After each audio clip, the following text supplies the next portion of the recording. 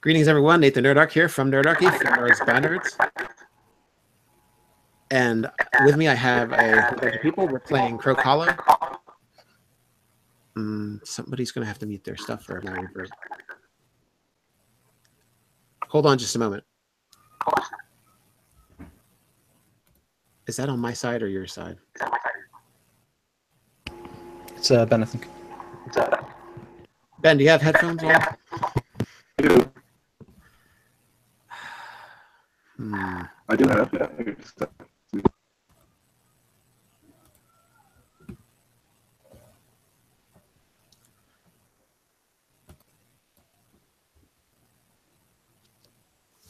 Okay. Sorry about that. So we are going to be playing Croak Hollow. It's going to be taking place in the small town of Stilt, which is a whole bunch of houses propped up on these poles to keep them away from the marsh and the swamps. And it's been kind of overcast the past week and raining. And with me, I have some of the company of the Nag. So you can go around and introduce yourselves. Andrew Sean Orwin. Character as well? Yes. Tonight I will be Halperin Briarbait, a shy reserved halfling druid. Ghost Wilds.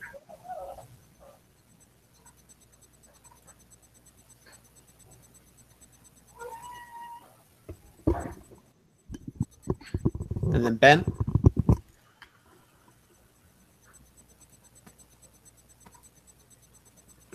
He's on mute. Hi. I'm going to be playing Bowen Guy Broadaxe, Mountain Dwarf Fighter, soldier background.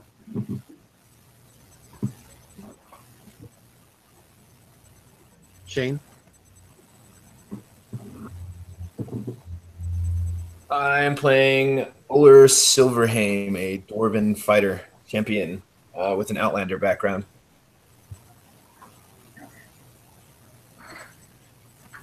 I am playing Doran Bogwaller, a human ranger.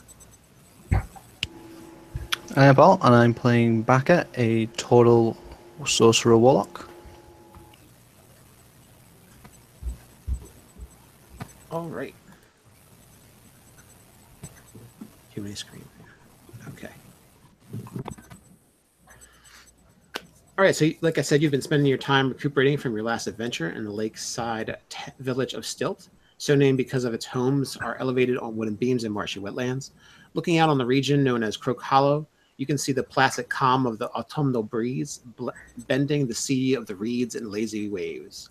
Croak Hollow is a place of muted colors, browns and faint greens. At night you can hear the murmurs of cicadas, and the soundscape is often punctuated by piercing croaks that seem to bellow and reverberate from the largest frogs your mind could conjure.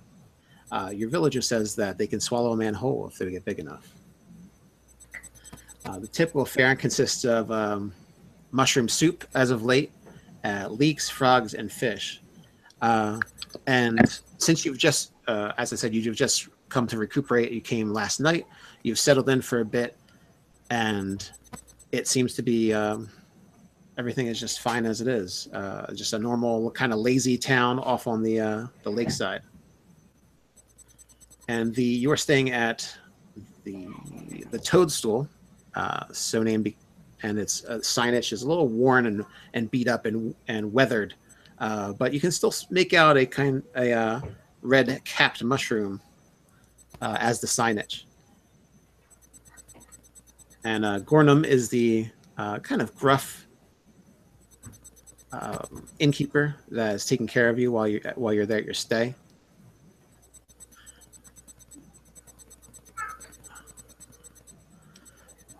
So, anything in particular you'd like to do? That it's dinner time.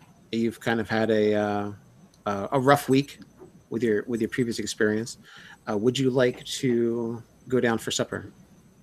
I would like a double helping of frog leg stew. Well, Gorham's down there and says, "Oh, that's just fine, but it's going to have we serve everything here with a bit of the mushroom lately. It's That's in fine as season." Shrooms are edible.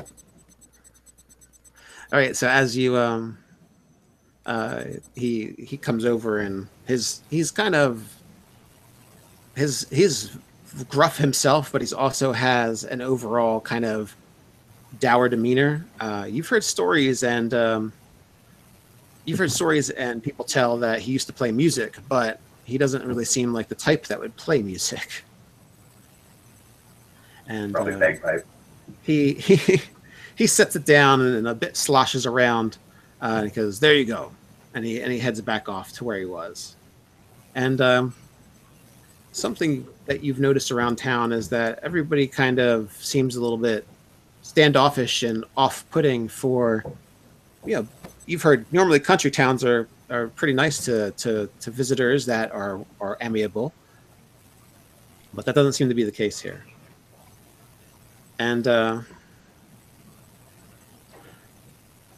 Ranger, you know that you've been here before and you're familiar with the area, and this is certainly not how Gorham used to be. Okay. I guess I'll try and track down my brother, see if I can get info from him on how long it's been like this. Okay. Well, your brother is currently, Erwin is currently out. He hasn't been back for several days. And you know from, he's very similar to your disposition. He could be out in the wilds for weeks at a time if necessary. So he's most likely checking traps and other things.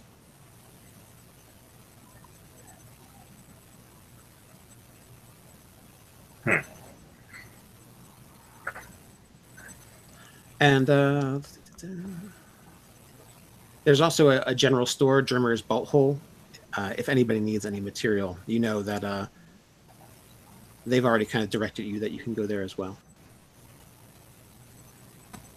Uller would be drinking copiously because I don't think he would appreciate being in a swamp. All right. At all. Especially off the ground. It's in unnatural buildings. Yes, it is a bit peculiar. It's like sleeping in a tree. Yeah, he's uncomfortable, so he's probably trying to drink quite a bit to forget about his woes. All right. Does anybody else partake of food or drink? Yeah, Baka would be navigating the aisles of tables a little awkwardly, trying to make sure he doesn't bash anybody with a shell. And he's looking for any open spaces with any local people that he could sit and talk and perhaps make new friends with. All right. I'd probably be drinking with my fellow dwarf there at the bar, I would say. I'm too cheap to actually buy anything to drink, so I'm taking swigs of my alchemy jug. Okay. So you've got this big ceramic glazed jug, and you're just kind of sipping from it. Every time the bartender turns around, I just take a few chugs and put it back under the table so I don't get caught.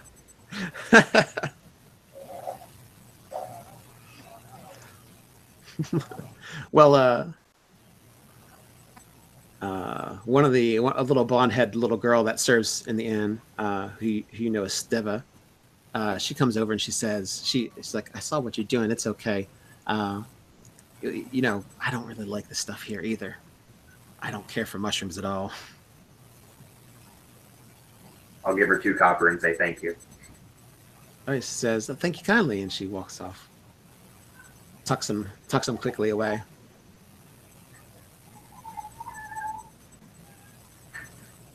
Well, I will try the mushroom soup since that seems to be what's on offer. And is there a place outside to be able to look out at the swamp while I'm trying to eat the mushroom soup? Yes, there is a cutaway with, what are those called? I can't. Let's just call them drapery. Is in the way, and shutters, and you can easily open those up and look outside. Okay, I will eat at a spot that allows me to do that, and just quietly partake. All right. You can see that the sun is not set yet, but it is getting dim outside since it is overcast. You haven't seen the sun today, And as you look across, you can kind of see off in the distance, across the river into the swamp marsh. You do see a bit of lights dancing off in the distance, probably marsh gas or something, you figure. All right, so those who have eaten have eaten and drank, and the rest of your day is pretty much uneventful unless you'd like to do something.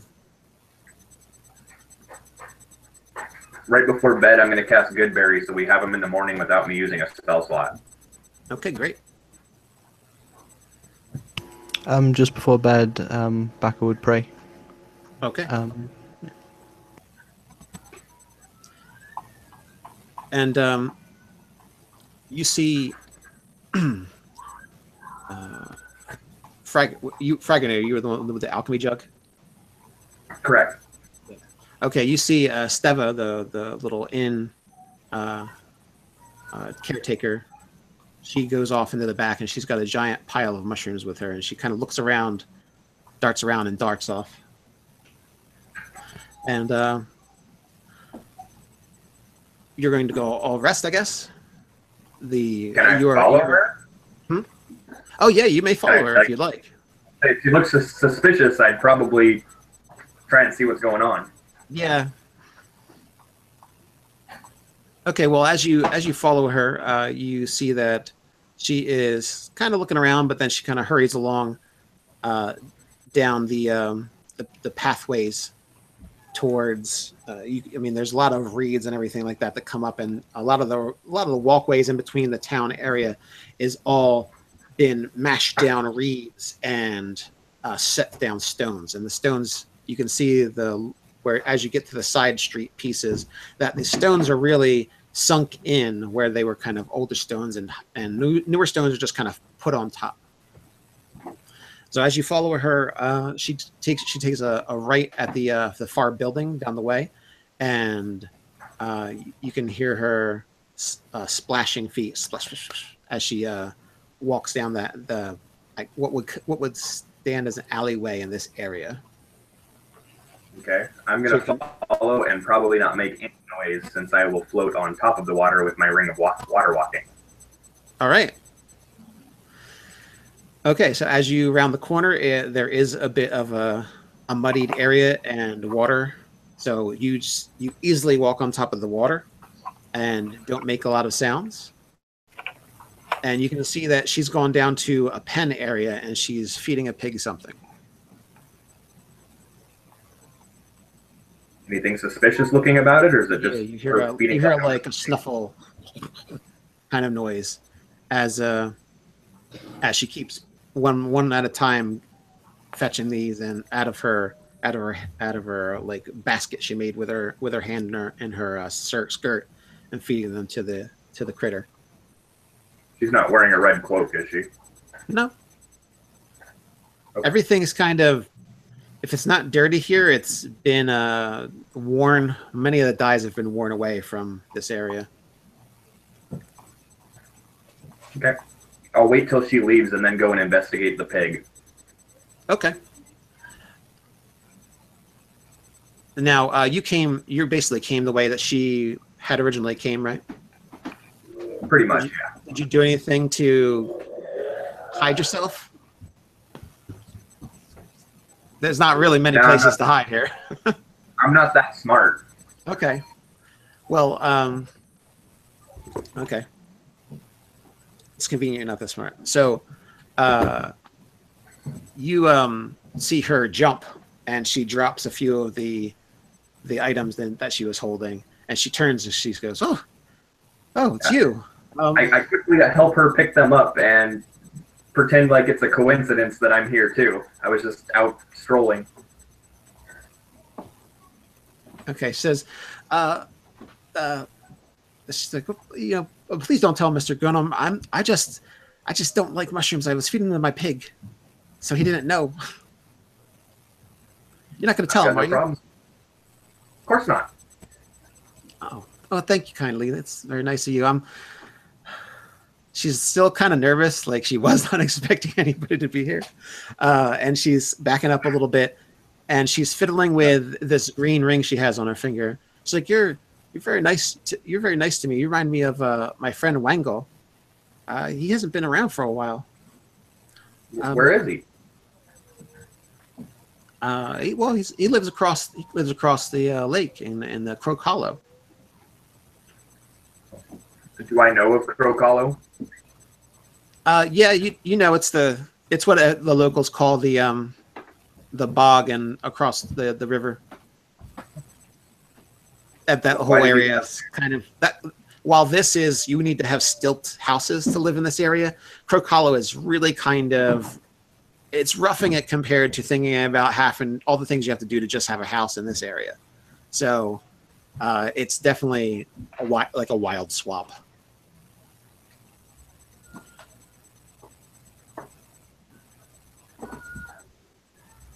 And so she continues to rub the ring as she's talking to you, and if she's looking around wildly, like hoping no one else is around. Any reason to make an insight check on the ring or why she might be rubbing it? Oh, yeah, sure, go ahead.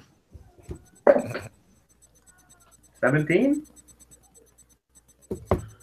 Yes. If she hasn't said it, it probably is something that either a gift from Wago or something that reminds her of him, or it's you think that's more possible than it was a nervous tick. Oh, okay. Yeah. I just wasn't sure if she was like preparing a spell or like to attack me or something. You remind me of my friend, and now you must go. No. So. Okay. When was the last time she saw him? Oh, she looks down at the ring. She's like, "Oh, this was a gift from him. I saw you looking at it. It is rather fine, isn't it?" She's like maybe 13 or 14. She's pretty young, so she seems like kind of free spirit. And actually, you haven't been around for a while, but because you're familiar with the area and your brother lives in the area. You remember a little girl that really wasn't very, very talkative, was extremely shy, and she seems to be not that anymore. You kind of are remembering more about the area, and you're like, oh, isn't it? I guess she would be about this age. Thinking about. I don't want to be that. I don't want to be that creeper that's like, oh, I remember you when you were younger. So I'm just gonna let her go. So you're not gonna remind her that you used to hang out here sometimes. Yeah. Okay. That seems kind of weird at this point when we're alone in the dark and. Do you go and fight monsters like Wago? Sorry. Yes, when I have to. Oh wow. What kind of monsters have you fought lately? Have you fought giant frogs? Not in a while, but I don't mind eating them.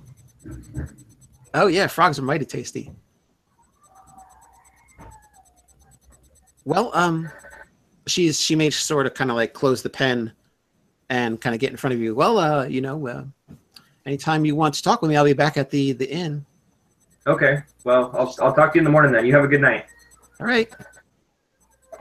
Good evening. And she's just kind of waiting for you to leave. Okay. I'll continue my walk. Okay. In the direction I was heading, not back towards the inn. All right. So as you round the corner, you hear splashing steps, and it sounds like someone has gone around the corner with you, and then splashing steps back the other way, and you don't hear them anymore. Okay. After about 5 minutes, I'm going to go check the pen, make sure it's actually a pig and there's only mushrooms in there.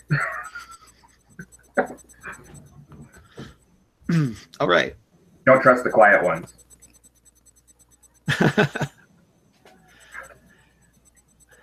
So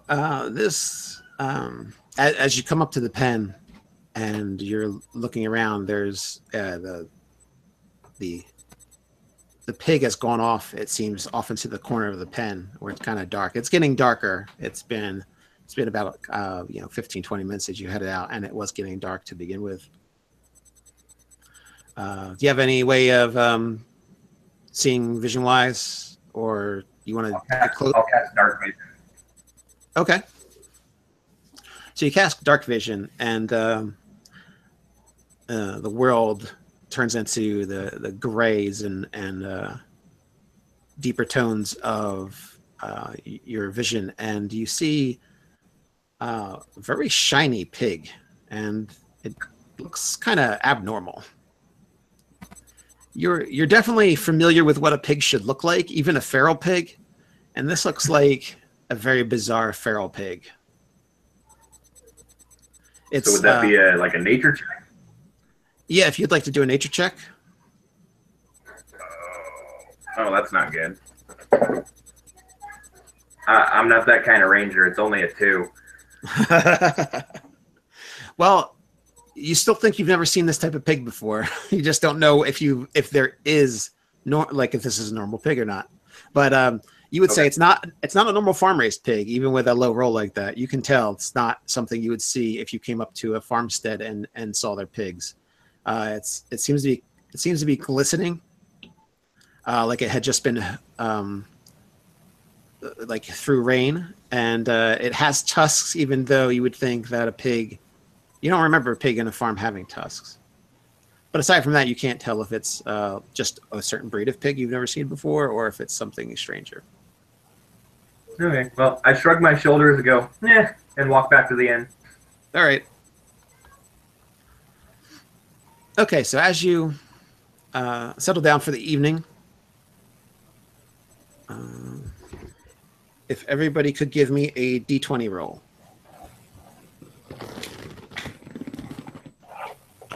My one and only of the night will be in at 20. What a wonderful time to have it. That is correct. That's a 4. 14. 12.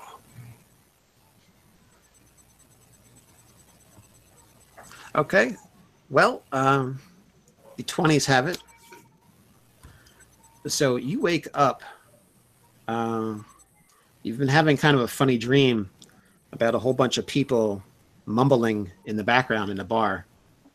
And it was just a strange dream, but it still kind of feels like it's happening. There's a whole bunch of chant mumbling going on in the background.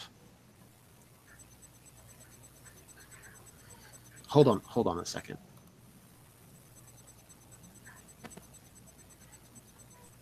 Oh, one of my children is crying. Can you guys hear that? Is that coming around across? I can hear it. You can? No. Okay. All right, then. My wife's taking care of it. It's just I wanted to know if it was like coming across really loud or something. Wait, all right. So, Paul, you hear you come out from your dream, and you feel like you still are in the dream. You still hear that kind of mumbling things in the background, and you do have a window nearby. Let's see.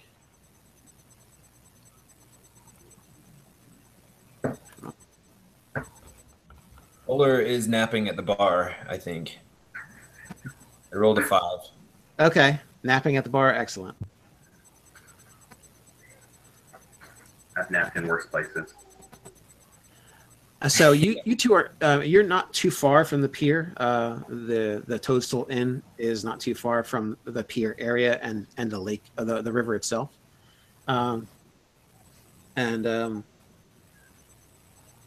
I don't remember your name, your character's name, Paul. Baka. Baka. Oh, okay. So Baka, you awaken to this kind of strange. You kind of groggy from the strange dream, and you hear people singing and mumbling. It seems like it's not in the room. It's not in the bar area or in the inn itself, but it seems to be close enough for the human voice to carry.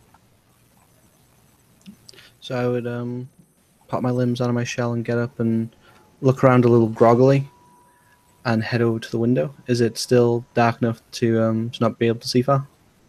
Yes, it's very dark, but the moon is out, so you can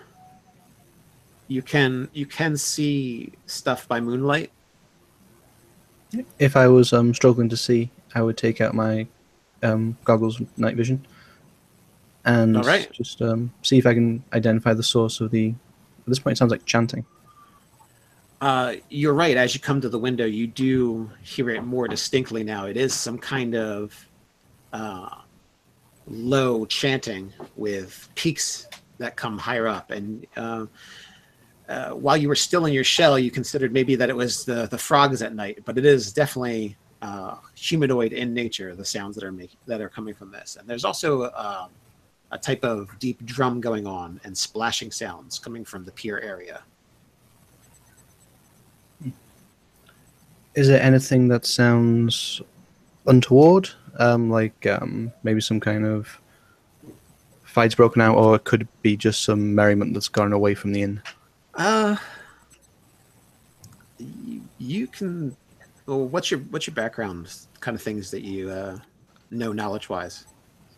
I'm an acolyte, and I've spent a very long time away from people, so I wouldn't be very familiar with social customs. Well, as an acolyte, you think this is more like a religious chant, or a chant that would be in the halls of some temple.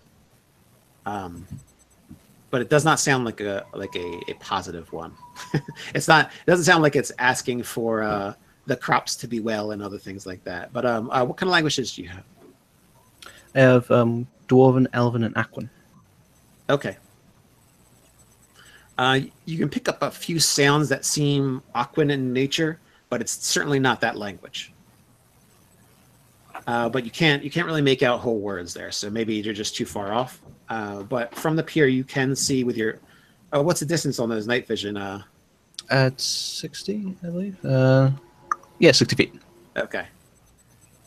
For some reason, I thought like binoculars of night vision, but they're like goggles or like lenses you put on. Okay. Yeah, like all goggles, right. Like an eagle's face. Oh, okay. All right. It's just me thinking up other things.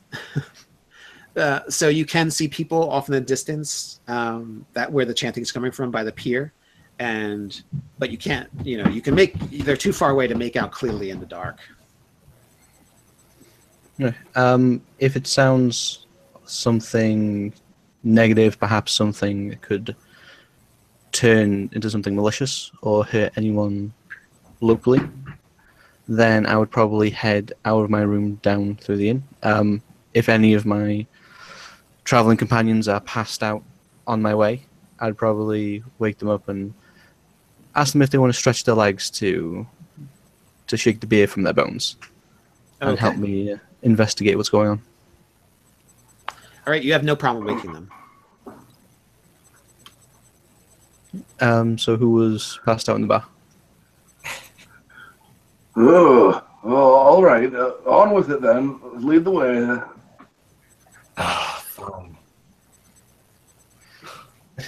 If I lead the way, am I sure that you won't just go back to the bar? Well, no, that's okay. I got a cask of brandy with me. I'll be fine. Uller's already heading back to the bar. No. And Baka will just hurriedly, in small steps, catch up to him and just gently turn him around and point him at the door. Oh, okay. And they'll just sort of follow along after that.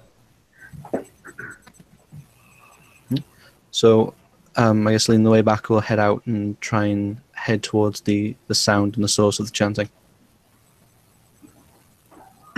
All right, so as you are all awake and getting the sleep out of your ears, you do hear the chanting that he was speaking of. Even the most inebriated of you does definitely notice that there's something amiss here. And those of you familiar with religious organizations or cults, it sounds like something along those lines. It's getting a bit more manic and intense and loud. And every once in a while, you do hear someone shriek. Has it been within 8 hours of the time I cast Dark Vision? Yes, it is within those 8 hours. Perfect. Oh, it's still going on then. Good. All right, so Durin, you are not familiar with this custom being here at the time that you had last been here. This was definitely not a nightly ritual, and you don't think it's any harvest time festivals. So it's autumn, but this is a very strange autumn tradition Stilt has decided to pick up. Oh, if it's a cult, it depends on what they're harvesting. Good point. All right. Anybody?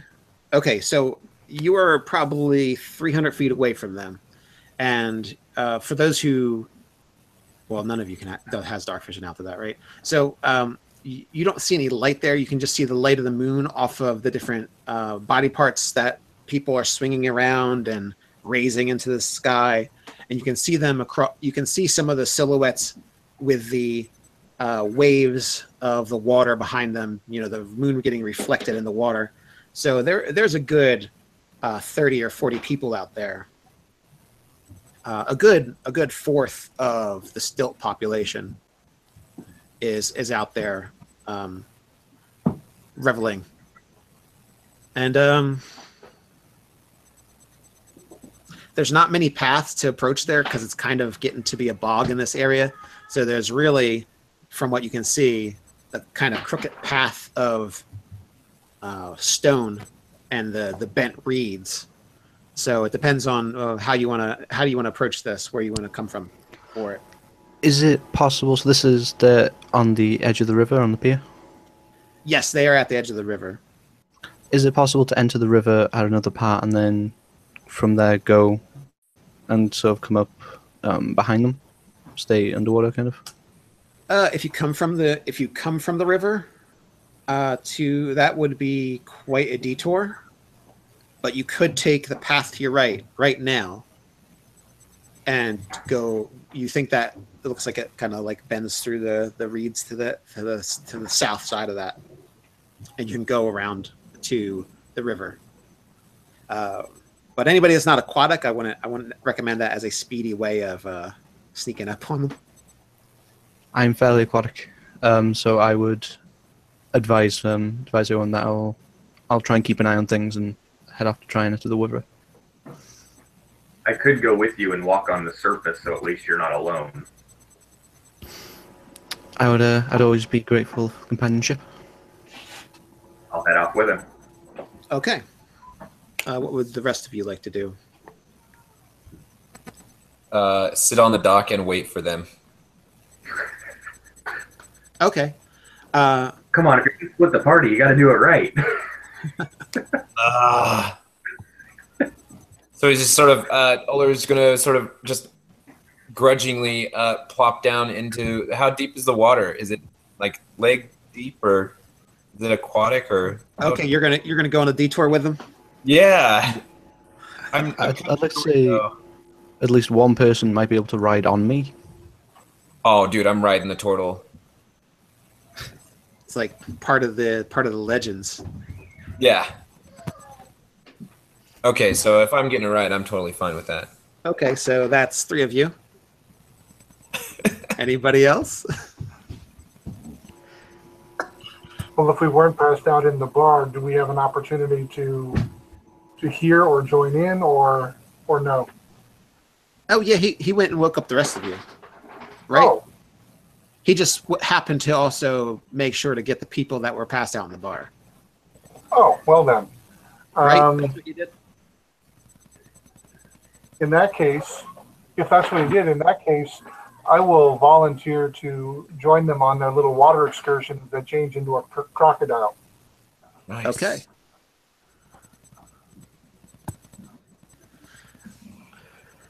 All right, so the 4 of you are going? Not everybody? Ben, will you be heading with them? Sorry. Yeah, I'll jump down and I'll probably like miss the tortoise, slide off the ass and into the muck, brush myself off, and say, "Oh, fuck." Continue on. All right, so you've taken a little detour, and as you're making your way through the reeds to get to the area upstream of them, you are seeing a bit closer closer of them, and you can see that there are a lot of people in what seems to just be the tattered cloaks of people from the town, and several of them are holding up like looks like rocks, painted rocks that are painted with different reds and blues and things. And you also see there is one of the figures in the water about knee deep. He is wearing a black cloak. And between the chanting has gotten pretty frantic.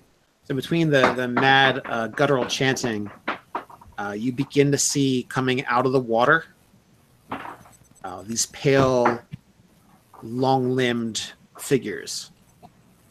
And they seem to have just swam right out of the water up to this person that's knee deep in the muck and the slow-moving river. Do you still want to go and approach through the water, or did you want to get on land, or what do you want to do? Telepathically, I'm going to say to each in turn, everybody gets the same message. This is perhaps bad. I will reply and ask the crocodile, how well do you do under the water? Death rolls. I can do fine. I can bite him on the calf as he's trying to finish his ritual, it looks like. Oh, wow. It's really convenient to have telepathy and wild shape. Mm-hmm. I'm noticing that. This is my new favorite race for this class. I did not plan that when I did it. I just thought it was a neat one. Okay. So I'll suggest that perhaps in case things go a little sour in the bog tonight, that maybe those of us less inclined for stealth on the water might approach from the land, whilst myself and the druid swim underwater. Sure. Yeah, I'll follow suit with that. Yeah. Okay, so those that are going to approach on the water end, just keep that in mind, that you'll be like 10 feet out from the shore. Or you can go further, but that's like otherwise you're kind of like stepping on the ground under the water rather than kind of swimming in it, because how shallow it is at that point. So these long-limbed pale figures that come out of the water, one of them approaches the person in the robe, and you see a blade gleam in the moonlight, and a dark black gash is cut along one of the approached strange-looking long-limbed humanoid's forearms, and then it looks like it's bleeding unnaturally fast, and the figure falls over, and you can see a dark kind of ichor shadow kind of pull out from it. And then he turns and does the same thing. And all the while, the people that you're pretty sure are dressed as villagers are sitting there holding their stones above their heads and flailing their arms and things, doing these chantings, while he does it to yet another one of the long-limbed creatures. And without a shriek or anything, it just simply relaxes into the water and lets itself. It looks like it just lets itself bleed out into the water. The dark stain that's forming from all this blood doesn't seem in water doesn't seem to actually be diluting and going away, but coalescing. That is very not good. Telepathically. Do any of us notice or recognize the speech that they've been speaking in for the chant? Yes, you are now close enough that, especially you, Doran, and anybody else that has deep speech, you're familiar with these words and what they're saying. Which is? So anybody else that has deep speech is, so we await the coming of nothing. Bless us with your herald. Bring it forth and swallow the unworthy and transform those that are. Call us great Beatis. Call us great Beatis. And they say that over and over again, repeatedly, as if willing themselves all to be culled into this great Batiste. Older's gonna whisper to whoever's next to him, like, are we being paid for this? This really isn't any of our business. And he's gonna start like backing away a little bit.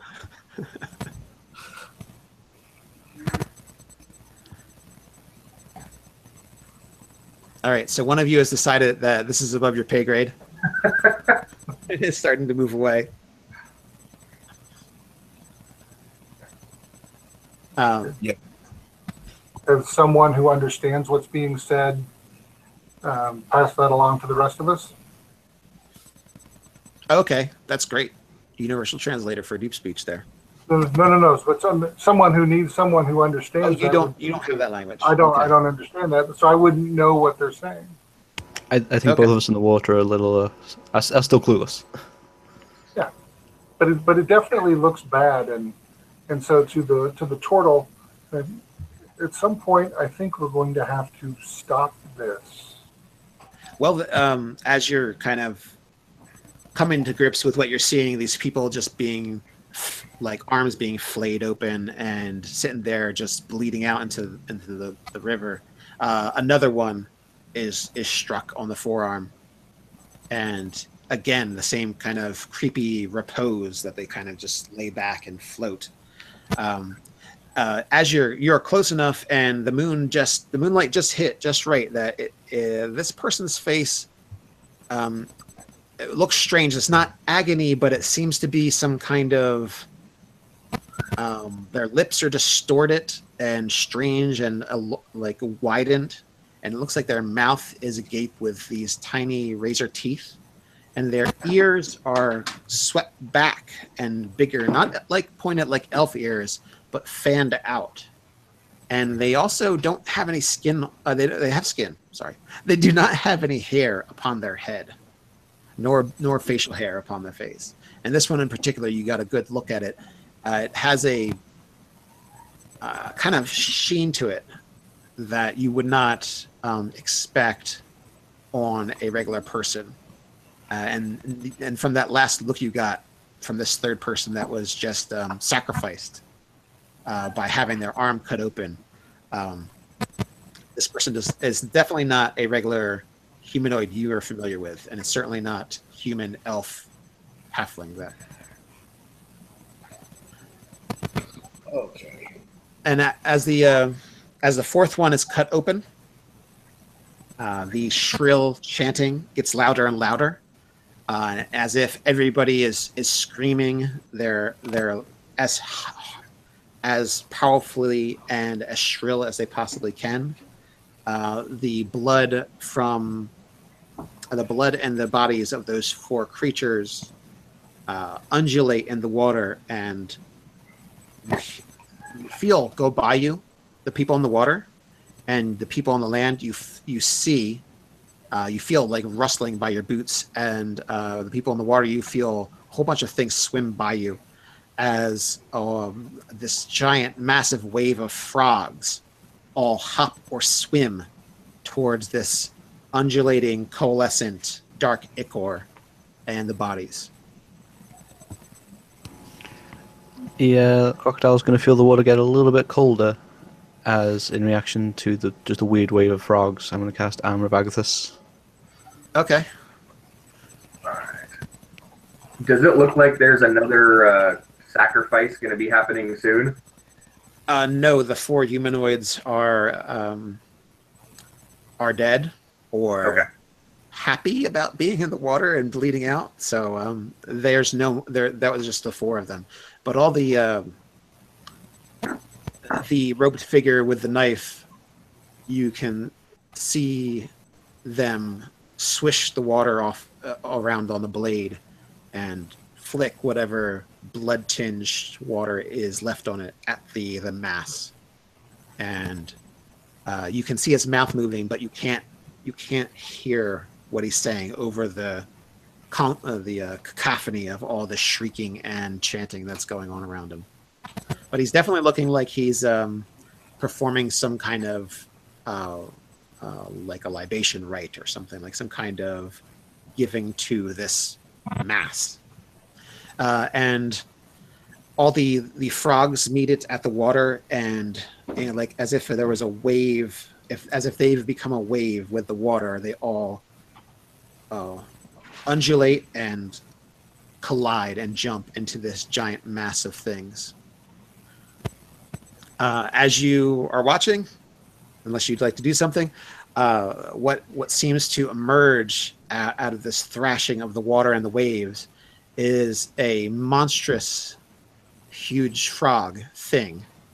But you see it's kind of warty and covered in different little bumps and twitching things, and you notice that those are the frog legs that used to be what could only have been all the frogs that jumped into it. They have become part of this thing, but they are not part of this thing.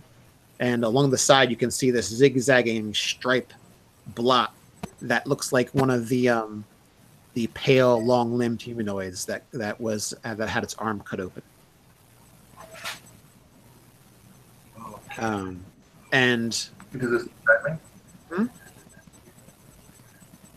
What's that? Does it seem friendly? Does it seem friendly? Has it seen us? I think that all depends on your position on being cold. Yeah, you know what? It hasn't seen you, but you see that one of the villagers has come forward, and immediately this creature's tongue lashes out around it, and the villager pops into its mouth and is gone. And another villager steps forward. If it's someone I recognize, I start opening fire. You're not really sure, but they seemed happy. Well, their life. As an acolyte of the Drowned One, does any of this sound familiar? Any lore I might be familiar with? Did anyone you've kind of pieced some things together, and I'm a new. you are familiar with the word. You've heard it enough now in the chanting of things. It's definitely Baatis, and you believe that to be some kind of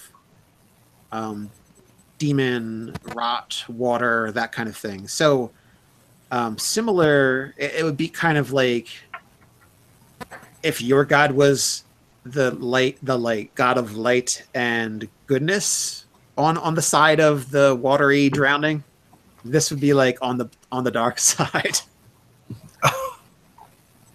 Wow. So if your god's dialed to, closer to evil than center, then that, your center compared to this thing.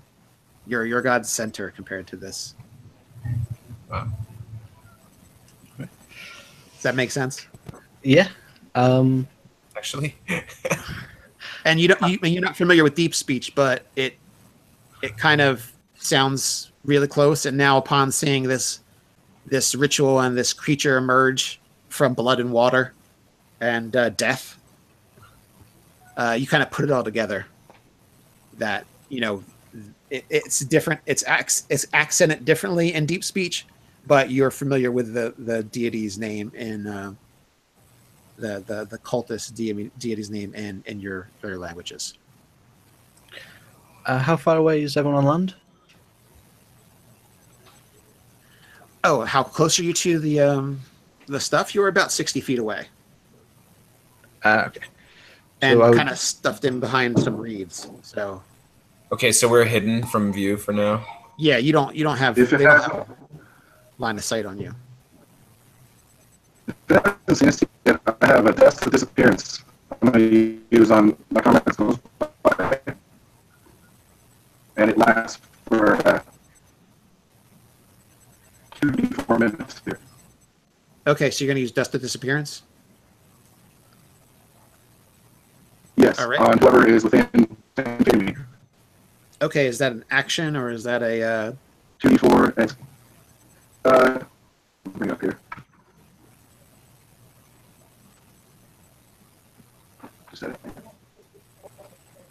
Each creature within 10 feet invisible for 4 minutes. Having trouble hearing you. Yeah, use an action to throw it into the air. Okay, so that's going to be your thing. You can also move after that if you'd like. I'm going to give everybody a round to do as they wish, and I know you cast the armor on you, so you're already you can take another action after that if you'd like, and everybody can move and take an action without rolling initiative. It's fine. Right. So the only thing that could appear hostile is the is this avatar of the evil deity, or is the priest? Do we think he could pose a threat if we engage? Yeah, I would be worried about him. Wouldn't be, or would be? I would be. You would be. Okay. Then my action will be to. You could just sacrifice some humanoids. Those weren't goats, so his morality is kind of low from what you've seen so far. I will. Damn it! That won't work.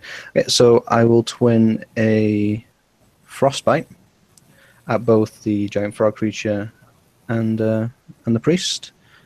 So that is a con saving throw. Okay. Is frostbite range? 60 feet. Oh. Okay. She's a con saving throw? Yeah.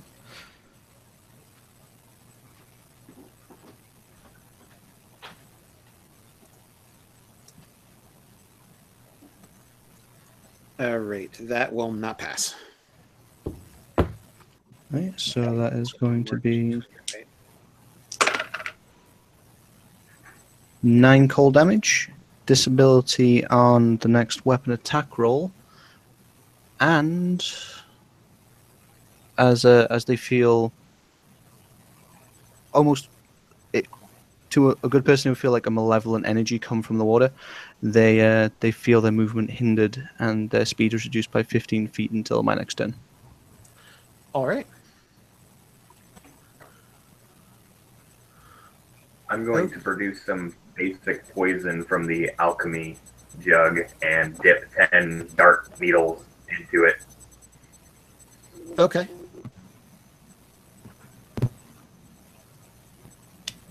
Anybody else? As soon as I see my my turtle friend cast his spell, I guess I'm just gonna break cover and start running. I'm gonna try to cover some distance between us and them. Okay, so you want to do like a move and a dash? Yeah. Okay. That'll get you in fighting distance.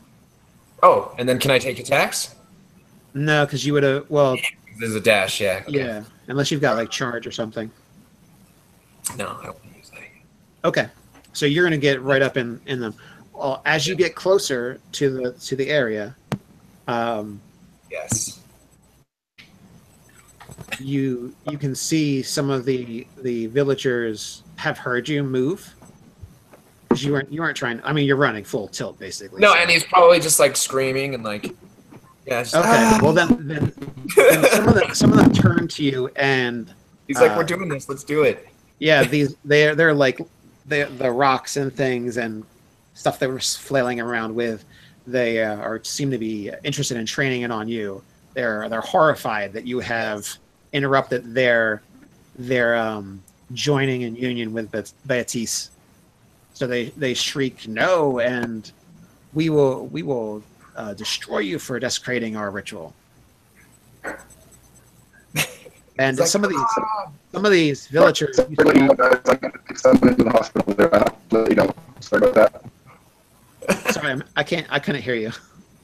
I'm gonna take someone into the hospital. I'm gonna have to let you go. Oh, sorry. Okay, Well, sorry about that. Have a good one.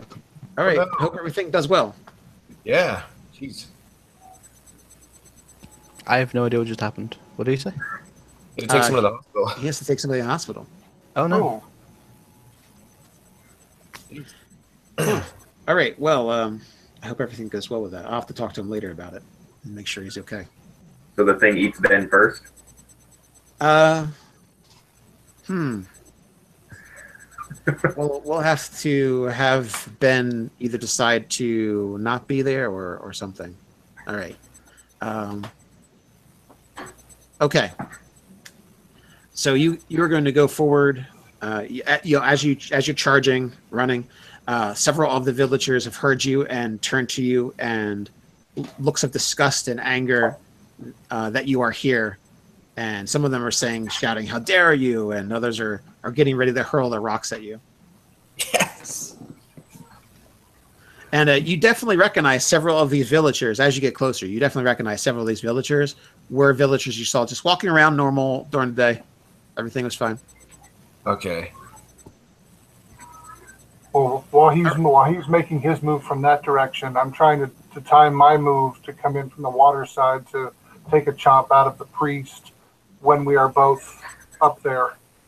So that's that. I'm just moving into better position since I can't cast any spells at the moment. Okay, so you're moving into position. Yeah, have I created sort of a distraction? Many of them have turned to you.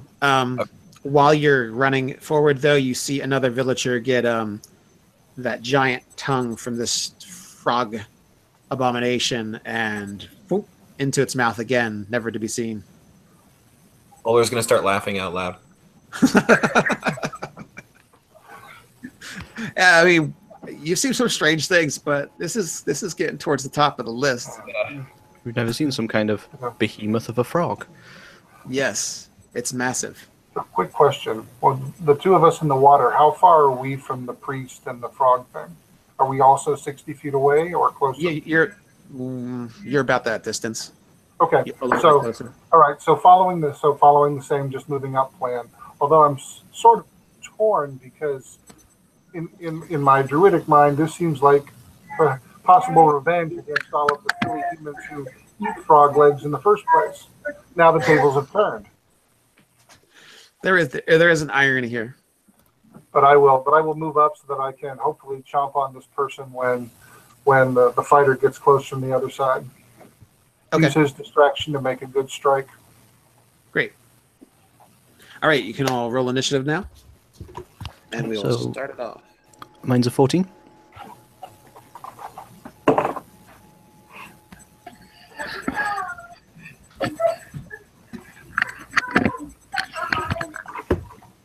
Eight. I must be stumbling a little. All right. 19. Isn't Ella still drunk at this point?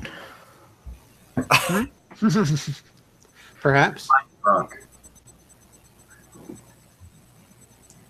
I don't know how drunk I'd be after watching something like that. Yeah, for those of you not used to these level of events, you've been in fights before, but this is a little off. Actually, something I was amiss in telling you that. Oh, come on, do your thing. If you could all make a DC 12 Wisdom, that would be good. Yes, if we could all make a DC 12 Wisdom. Yeah, How would we do? Oh wait, I get a +3. I'm good. 15. I'm good. Oh no, I lied. It's only a +2. Yeah, I'm not good. All right. It is. Let's just say it's a number lower than 12. Okay.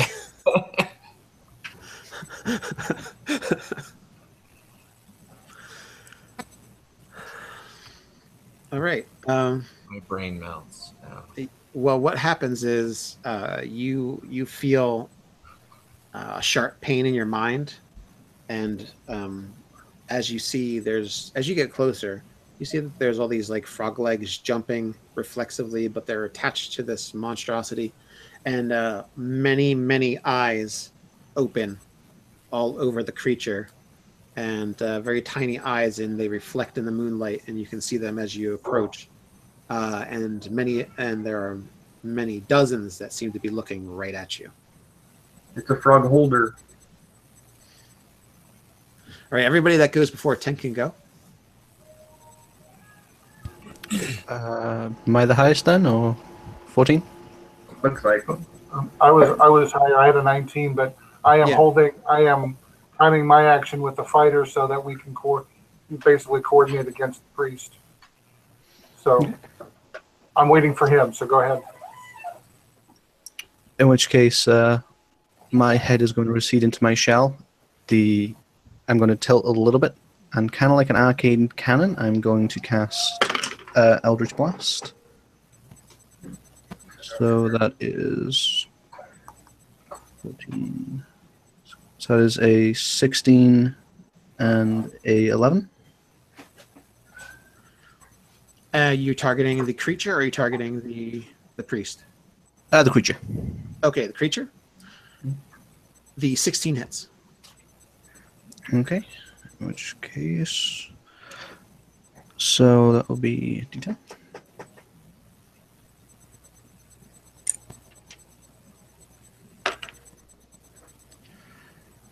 So that is 11 damage, and he is pushed. Oh, yeah, he is pushed for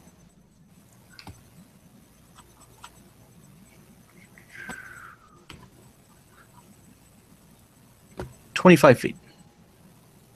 Wow. Does that have a size element to it?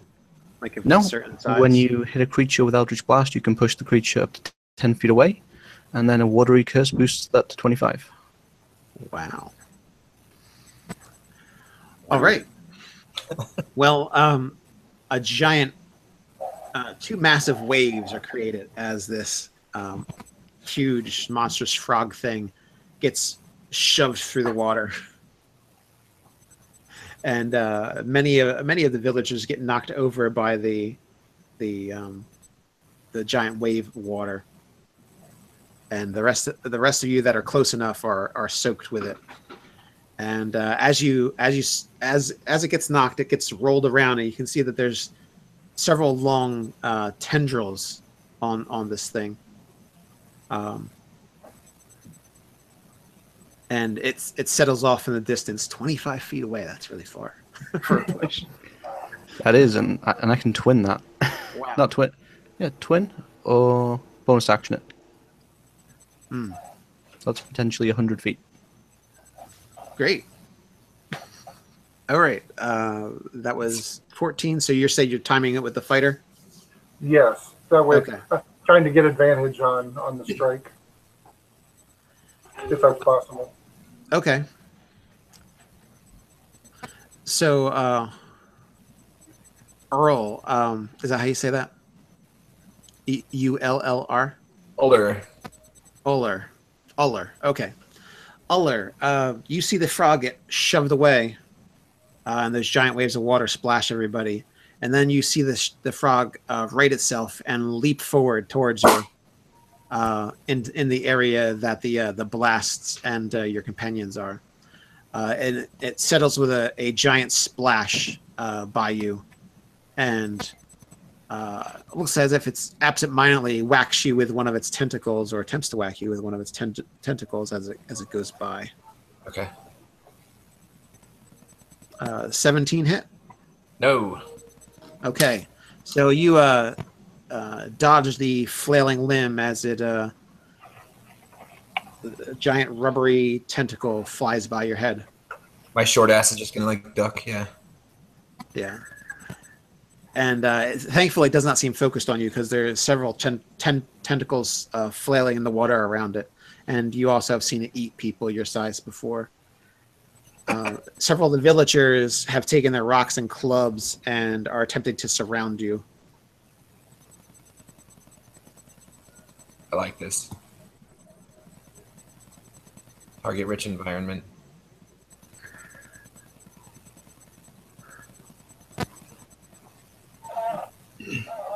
And wow, okay.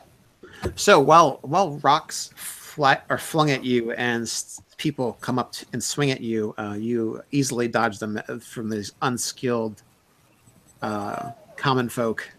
You can tell they have not actually swung a sword properly in their life, and you easily bat their weapons, their makeshift weapons away, and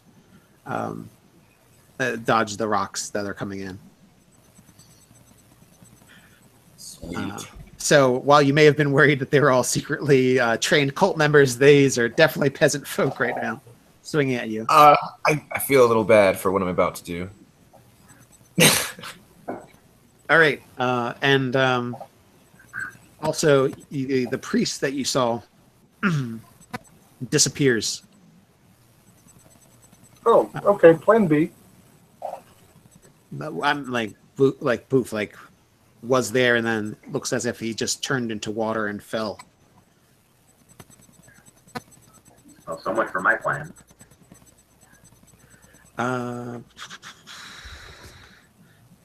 Crocodile Man, you're really close, aren't you? I was within 30 feet because I was when the fighter came up, I was going to use my movement to get there and then chomp on him. Okay, you feel something disturb the water, probably five feet away from you, swimming rapidly away from the direction you were headed, where you know that the ritualist was. May I get an opportunistic chomp or no? You can attempt to chomp at him, or actually whack him with your tail. I don't know. Do you get a tail attack? That is an awfully good question. I'll tell you momentarily. What do you do? Looks like just a bite. Okay. Wow. You can just do a bite then. Well, attempt one. It's with disadvantage. All right. Lowest die roll is 10 plus the attack. So bite. Let me find the bite here.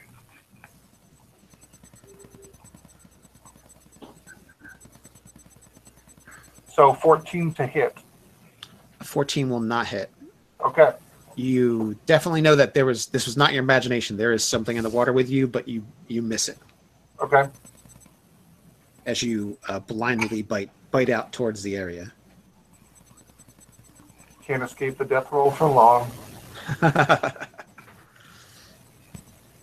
All right. The rest of the villagers are picking themselves up and looking around for the things that they dropped, or picking up new rocks and are getting ready to hurl it at whoever they see. So anybody that went after a 10 can go. I have an 8. All right. I had a 12. Oh, you had a 12? Well, you can go as well. Sorry about that. I will just say that I am holding my action in case the priest shows up again, and then I will launch my blowgun at him. Okay. Well, you did see him fall into the water, as if by magic he disappeared. So if you want to wait for him, that's fine. Yeah, Did he appear? that's who I was going to hit. So Okay. Did he appear to become water? Oh, you know what? You should have gone before him, so you should be able to attack him. So go right ahead and attack him. okay, Yeah, a blowgun's not going to kill him, but you can definitely hurt him. 25 and a 26 to hit. Okay, those will both hit. So 4 damage each, and then 2 DC 10 con saves Okay. because I poisoned them.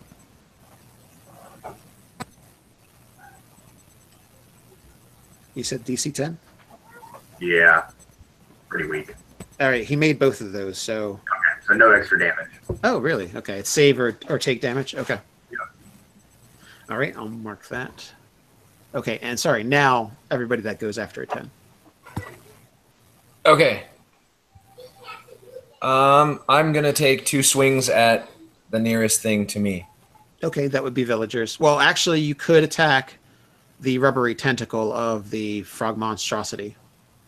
I think I'm gonna attack a villager. Okay.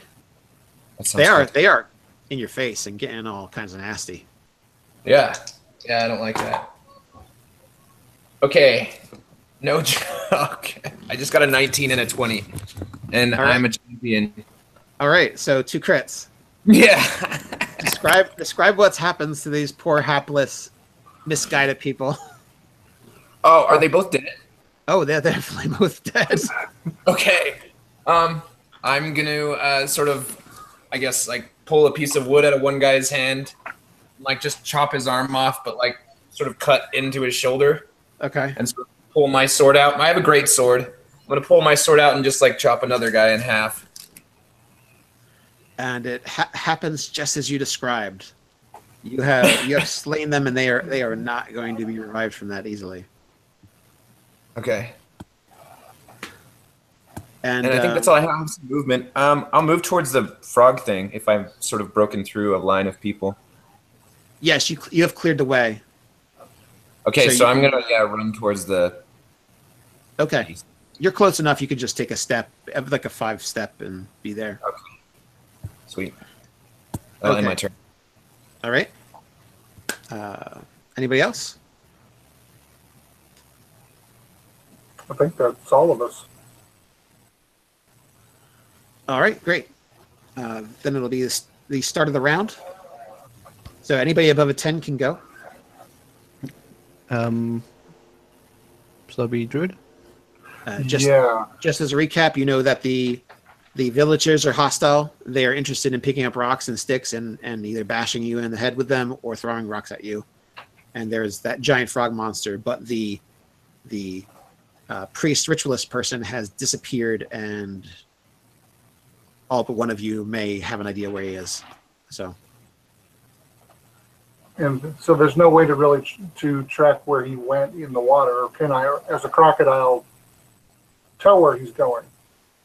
You know the general direction he's going is towards the hollow, the Croak Hollow swamps across the river. He's headed across the river away from the town of Stilt. Okay, so he seems to be leaving the immediate area. So in that case, I'm going to be able to. I'm going to then go toward how close is the frog monster to where the priest was?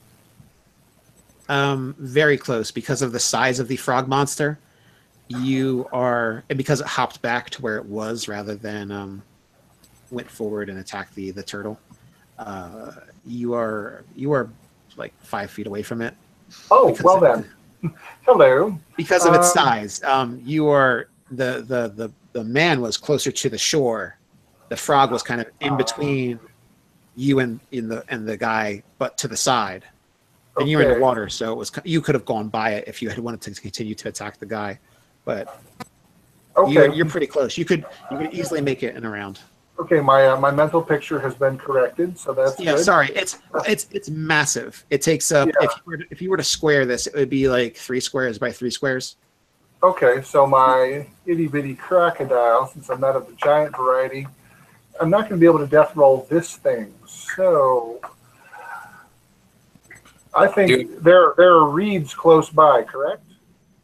There are reeds all throughout the area because of it's a slow moving river. Is it, and how deep is it at this point? Am I close to where if I were to change back into halfling form, I could stand up and be hidden somewhat by the reeds? With your movement, with your current swim speed, you could get to a place where you could get on some reeds. Yes. Yeah, let's do that because I'm feeling the need to cast a spell to actually hurt this thing. So can't do that in this form. So you'll move to the reeds. You'll stand on the reeds, transform, and then you'll. And I'm trying to be as hidden from all those eyes as I possibly can, which is probably not much. All right. Well, and do I have an opportunity to take an action, or does that take up all of my activity for the round? You can take an action, cast a spell. Okay. I think because you're a moon druid, it's bonus action to transform, right? Yes. Yes. Now,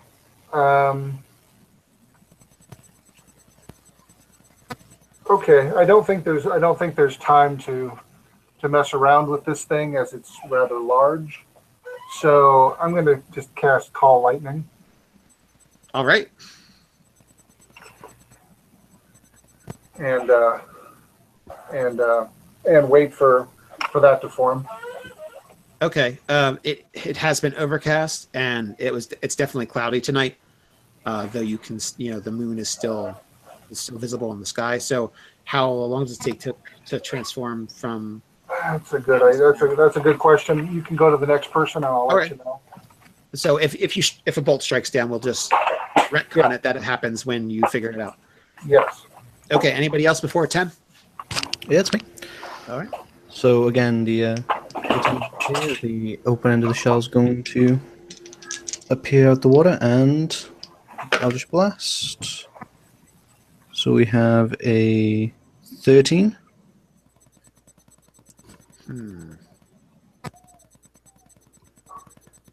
Sorry, I'm going to check against it to make sure. No, it's a 14 you need to get. Right, so second beam of that. So you just one whizzed right by its head. That's worse. So another quicken. We'll go for. Jesus Christ! I just go back into the water. Okay. You have laid down the cannon fire, and it just passes just slightly overhead. Suppressive fire. Yes, it's definitely not going to jump up because it will get hit. And as the bolts of Eldritch energy go past it, you see all the gleam reflected in all the eyes. How close would the ranger be to the large creature? The ranger compared to the large creature?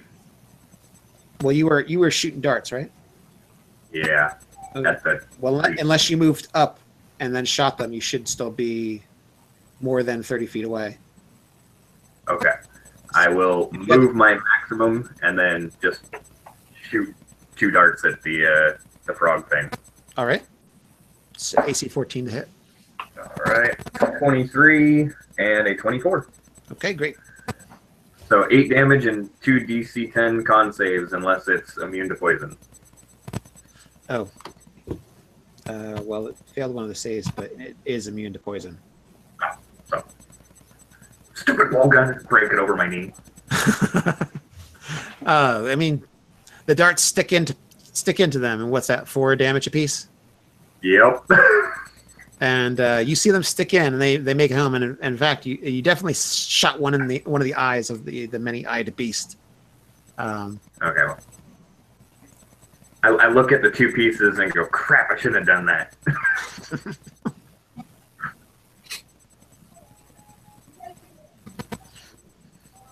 Okay, everybody else is gone. That needs to before 10.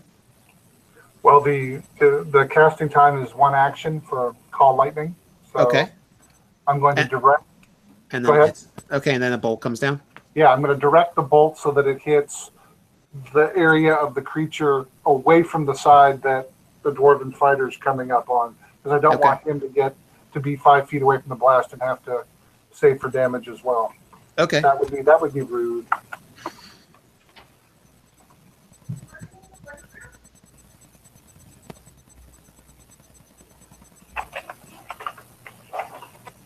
All right, and what's your DC? Never mind. It's a Dex 14. He didn't make it. Just keep that up. All right. And since there wasn't a storm already brewing, it's 3d10. Okay.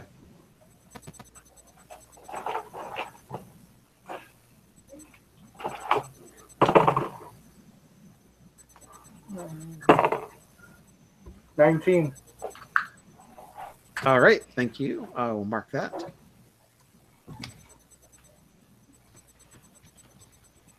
And now he's going to pray that the reeds will save him. A massive bolt of lightning. Euler? No. Uller. I want to say yeah instead. Uller, a massive bolt of lightning slams down into the creature. Thankfully, its backside that's furthest away from you, and its tentacles flail a bit as it gets zapped. I just had the weirdest visual. Yeah. Anyway. Yeah. Danger, danger. And it lets out a strangled croak, kind of garbled croak, and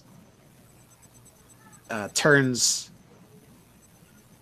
Well, it whacks you again, and then it's going to leap towards the tasty turtle. Okay. So it whacks at you again with its tendril. 20. Oh yeah, that's gonna. Yep, that's gonna hit you. Well, I rolled a 20, so it's definitely gonna hit you. Yeah.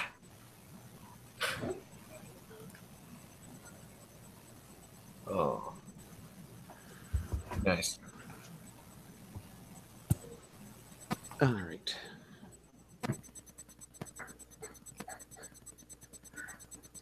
All right. Though it has spines on it and everything, it just seems to do a very small amount of damage. 4 damage. Though you got walloped with it, blacked the air out of you a little bit, but it did not. It seemed to, your armor and other things seem to protect you the way you move due to your agile combat activity. Could you make a DC 14 strength saving throw? I mean, strength check. Sorry. Yes.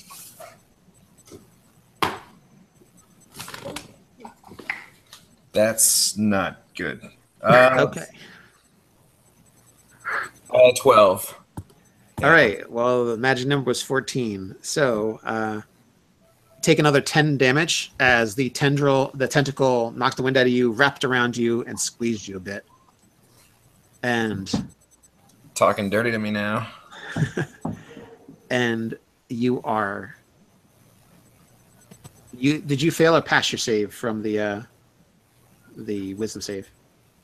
Oh, I failed that too. Oh, then you are now stunned as you see eyes start popping off, like open on these tendrils, and some of the frog legs kicking around, and some of them are slapping you in the face as they're kicking and they're wrapping around you. And the eyes, as they open, they some of them are bloodshot and yellowed, and they're looking at you. How much damage was that total then? That would be 14 altogether. 14. Sorry. That's okay. Okay. And now, huh?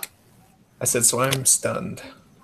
Yes, and now you feel tremendous wrenching motion as you are jerked through the air as the villagers that were trying to swing at you and slap you around seem to be going off into the distance as you are airborne.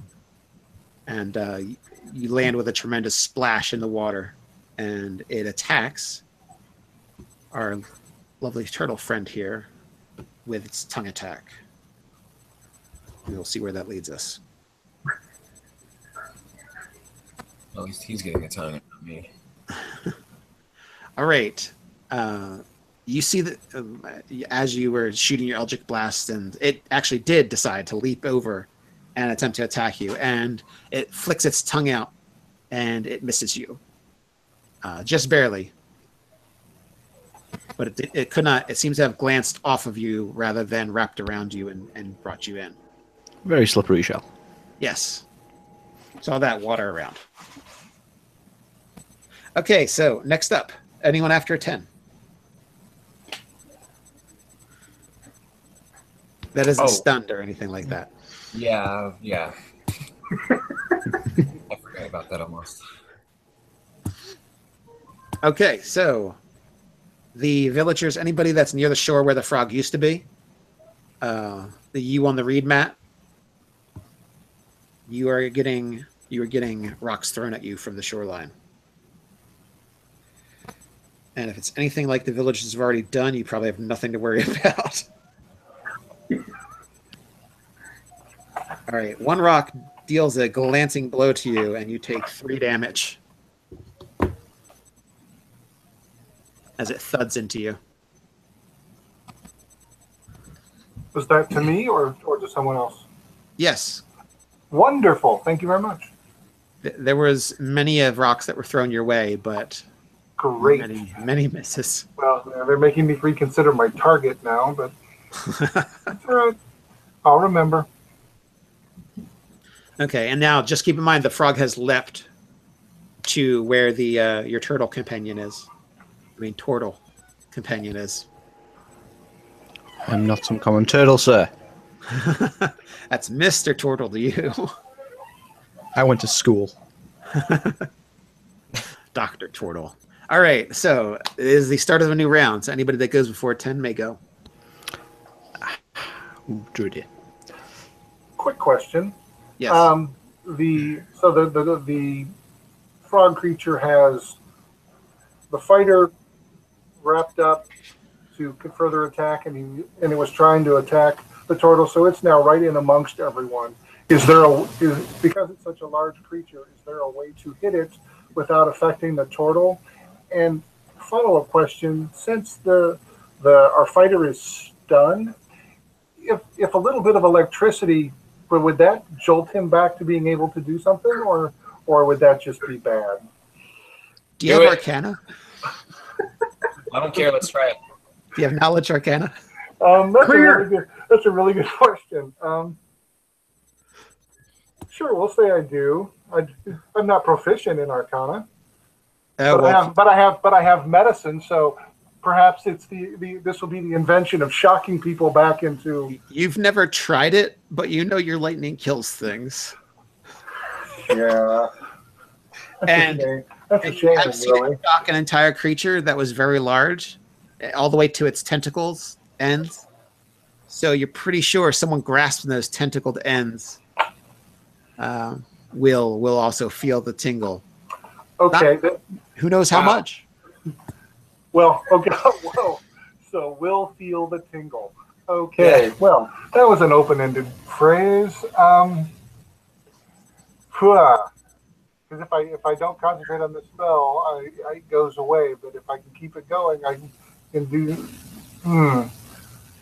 What do you think? What do you think, Mr. Fighter? You could become famous. Medieval shock therapy is what a bacon press says.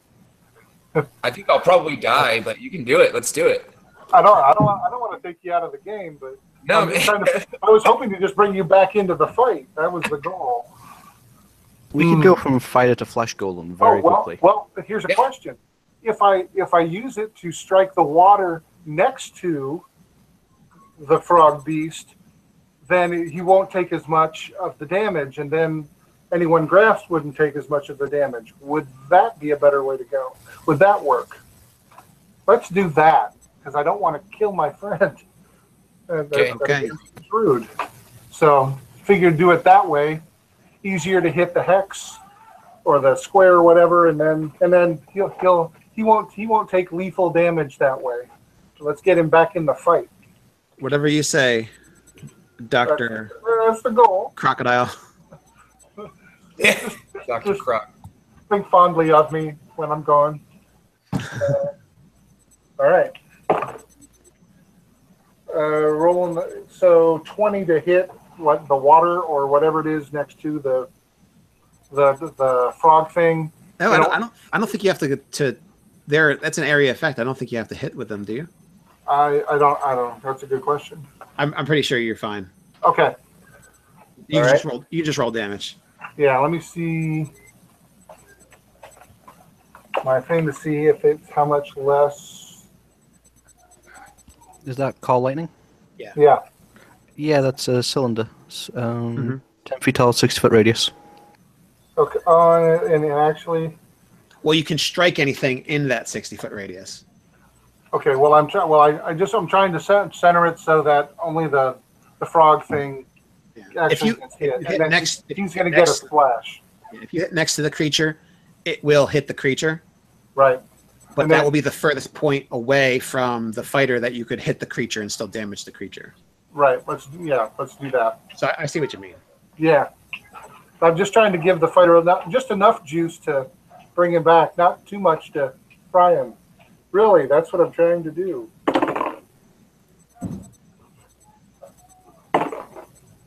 12 points. All right. As you zap it for 12 points, of lightning damage.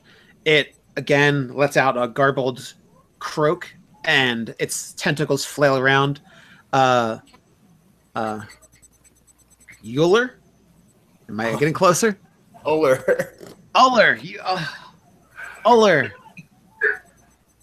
I'm going to phonetically put this in the chat.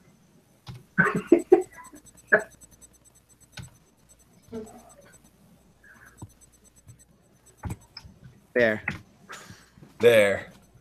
I don't know if that's going to help me, but I'm going to put it there. Uller. Oh, yeah. Uller. Uller. Oh, my gosh. Thank you, Paul, for actually doing it. I'm like, yeah, Uller. That's how you'd phonetically say it. Euler. Yes, thank you. That actually helps. All right. So, Euler, you are released. You don't feel any crushing pressure on your groggily stunned form anymore, and you definitely splash into the water. What kind of armor are you wearing? I am wearing splint mail. Okay. You kind of quasi float, so you are not drowning in the water while you're shaking off your stun. Yeah. Success! It seems to have worked. You can see from where you are that he has the monstrosity has let go of your companion, and he doesn't seem like he died from it. Shock therapy works. Yes. How much damage did I take? You take 1 point of lightning damage. Sweet. You just have a slight twitch now and again. That's all. Oh, and just after I cast, I just move position so that I can be away from these rock throwing idiots and stay away and try and shift to stay out of the way of the frog thing. Okay, are you does that round out the that was top of the round. That was top of the round. Yeah. Okay, so again, anybody that before 10? All right. So the water around the frog beast will take on a bit of an ethereal glow as water shoots up and over it, and it will be cursed with a watery hex. And then we'll go for another. Actually, no, we'll go for a shard of ice. Okay, is a watery hex need a save or anything, or? No, hex just happens, I think. Just double check. No, I place a curse on a creature that I can see within range. All right. It is concentration. So some of the hexed water comes up and latches onto some of the tendrils and other froggy bits. And then a shard of ice will come appearing through my head hole. And I'll make a ranged attack. That's a crit fail, so yeah. That happened. I'm prepared to suck, though. Oh, for Hex, it was a dexterity saving throw. Oh, okay. And because that's Ice Knife, it will explode. And that's 2d6 of cold and 1d6 of necrotic. Nice. All right, I got a 15 on my dex save. 15? Yes. Meets it, beats it. Yes. And so that's half. I think. Where does it fail?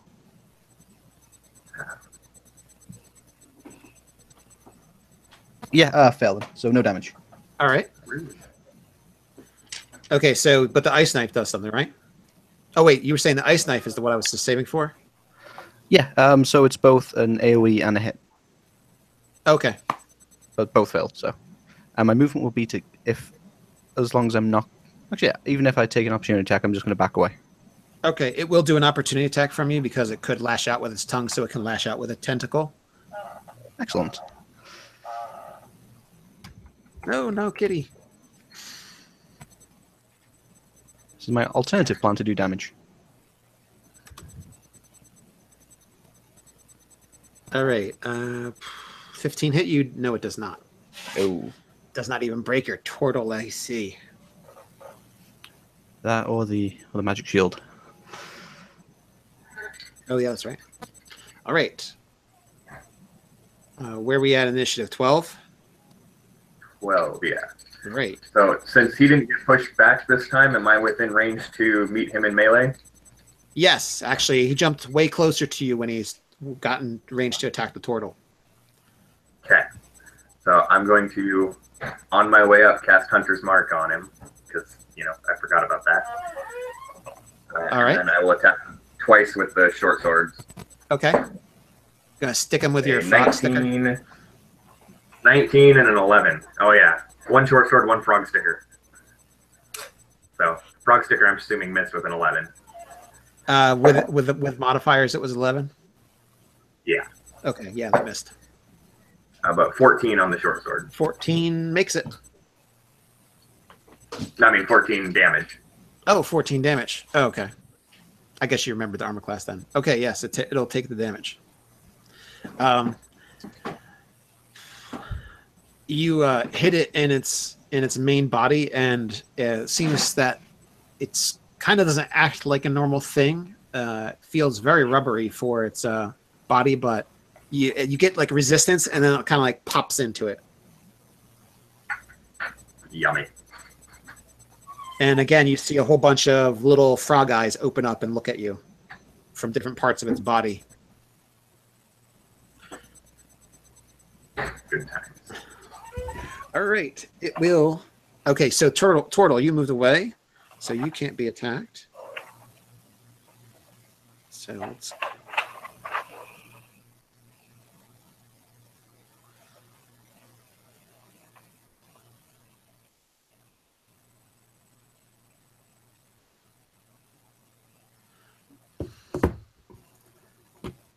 Okay.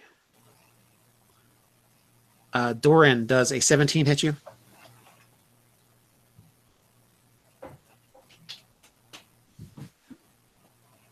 You're muted right now.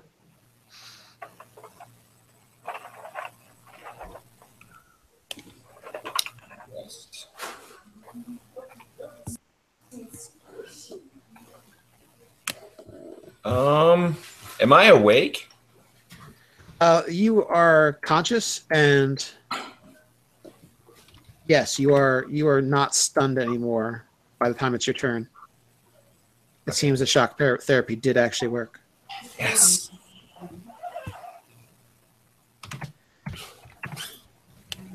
All right, the villagers have come along the shoreline and are throwing rocks at anybody they can, which includes the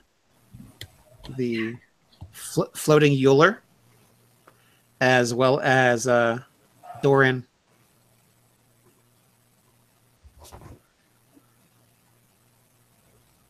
Now that I have 2 weapons in my hands, my AC is 18. Okay, well then, again, the villagers throw rocks, and the monster swings its tentacled arm at you, but it does not hit you.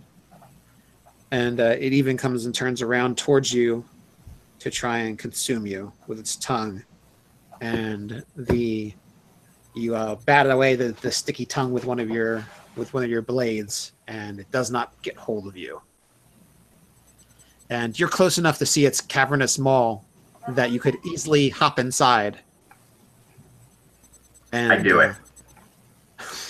Oh, you want to hop inside? So Guy. Seriously, you want to hop inside? No. Okay, I just wanted to check. I mean, I never know. All kinds of characters play this. Play Crazy Town. All right, so you do not hop inside, even though you have a strange urge to do so. And anybody that goes after 10 may go. He has left the group. We lost him. Maybe he did hop inside. Oh man, he did. Oh, just in time. Back. Euler, it is now your turn. Oh, okay. For grabbing me. Unwanted grabbing frog thingy. One of them might hit. I got a 19. The other one is not worth mentioning. Okay. Okay. So you said one of them was a 19? Yeah. Okay. That does hit. Okay. I did 12 damage. All right. The offending tentacle that had wrapped around you have just hewn off from its body. And it flops into the ground and starts wriggling about by itself. And you see that it almost instantly upon hitting the water and being parted from the main body starts to fall apart into frog bits and ichor and other things. I'm going to stomp at some of them. All right. Your boot makes a sound as you're like splashing into the water and crushing some wiggly frog pieces. Yes. All right, top of the order.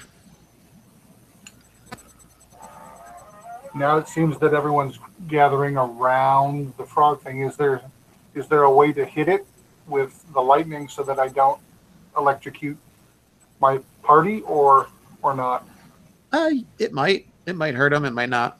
You're not Don't too take sure. If it's a 3x3 creature, if I hit it in the center, It didn't kill anybody the last time you hit it with with a lightning bolt. well, there is that.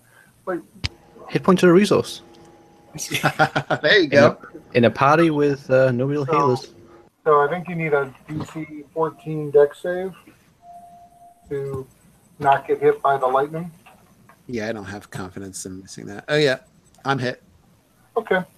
He doesn't do it. So, 11. All right, it was already wounded and had one of its tentacles lopped off. As you strike it square in the top part of the back of its head, the lightning crashes down and it disassembles and blasts all these frog pieces over anybody within 10 feet of it. You have a whole bunch of ichor and frog legs and other things like eyeballs sticking to you and being flown about around you. So that'd be Euler and anybody else within 10 feet of it. Oh. Doran. So, yeah, Doran as well. So Doran and Euler, you are covered in froggy bits. And Do they I would appear to be cooked in the blast? partially, but kind of undercooked. Oh, never mind. And Undercooked frog back. Thinking about frog. there are quite a lot of frog legs, but they have a strange smell to them. And actually, anybody that's coated in it and within their area, you all smell a very dank, nasty, rotten, fetid smell. And I mean, you could wash in the river, but there's also a lot of it in the little river area as well. And you notice that the chanting abruptly has cut off, and the screeching and yelling has abruptly cut off and died strangled. And some people hoarsely choke and cough. But you can see that as you look at the villagers, they kind of seem disoriented, like they don't know what's going on. And they just they drop their rocks. Some of them drop them on their feet and kind of meander and walk back to the town of Stilt. They noticed two of their friends on the ground dead. No, you think they don't notice much. They seem to be in a daze, but they do know to walk back to their houses.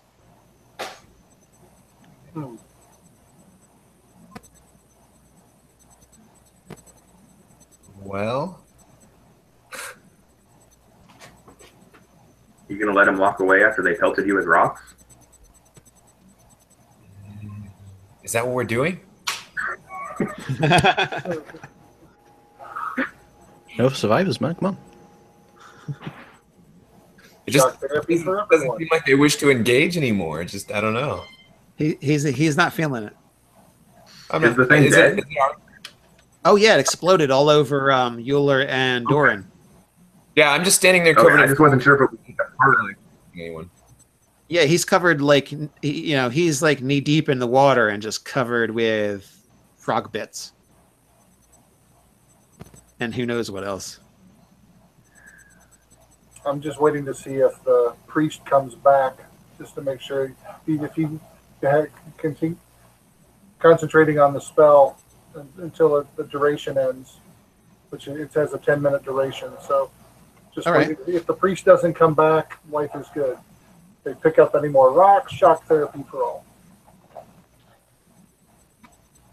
All right. Well, yes, you do not see any more resistance or fight or anger from the villagers. They've just walked off and are heading back towards their stilt houses, and you have not seen the ritualist since he turned into water and disappeared. I'm glad I didn't hold my action that whole time. That's good.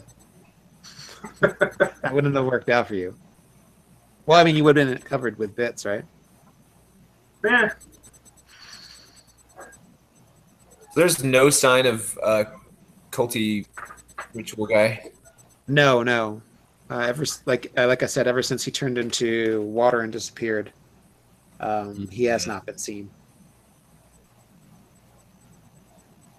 Maybe we should stop some of the villagers. What do you think, guys? They just seem out of it. Should we try to find some of them that we maybe recognize from here in town and maybe ask them?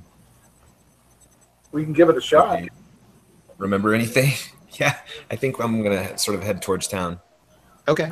I will stop concentrating on the spell and slog out of the frog bit water and follow him to try and see if we can figure out what's going on. Okay, as you all decide to... No, never mind. That was something I wouldn't know. Never mind. Okay. As the few of you start to wade out of the water, could you all roll that? Everyone that failed their wisdom save originally, could you all roll a D100? That's not a good sign. No, not. 82. Okay. 74. Okay. 69. Okay. Was this the D20 roll you had us make earlier? Yeah, the wisdom save. What was the save? What were we needed to get? I got a 12. Does that make pass or fail? 12 failed. 12 failed. Alrighty Go to the then. 13. All right.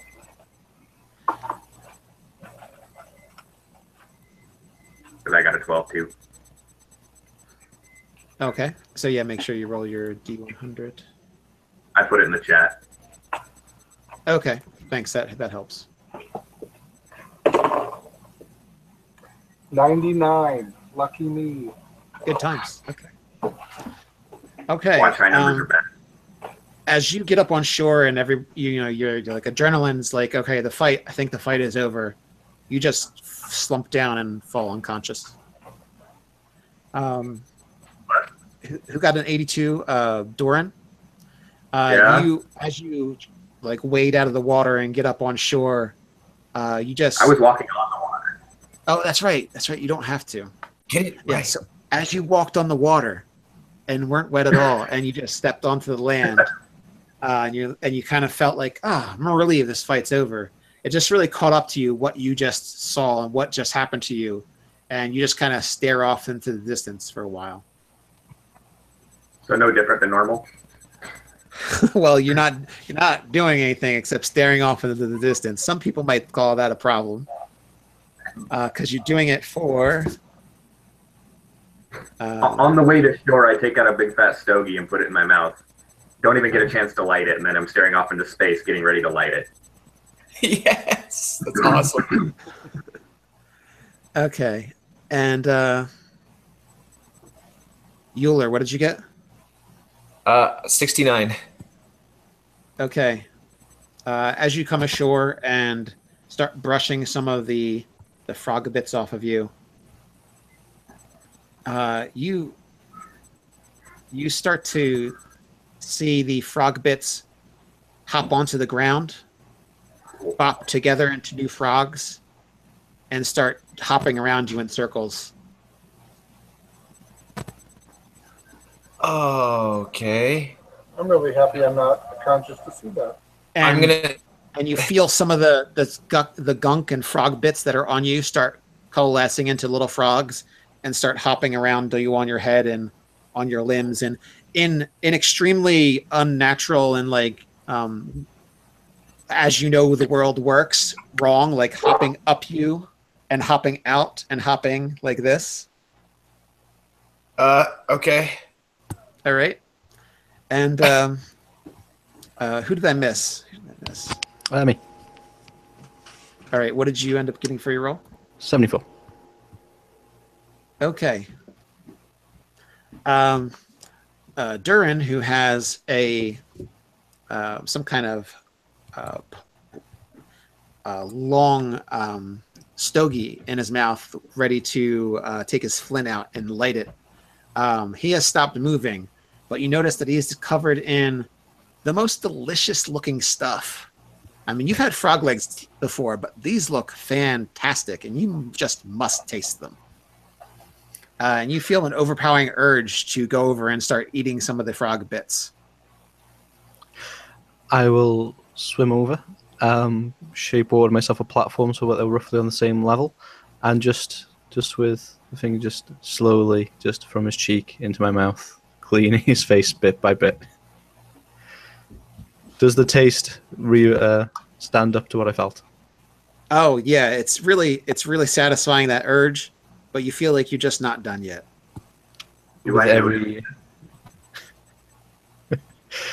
Okay, so let's see.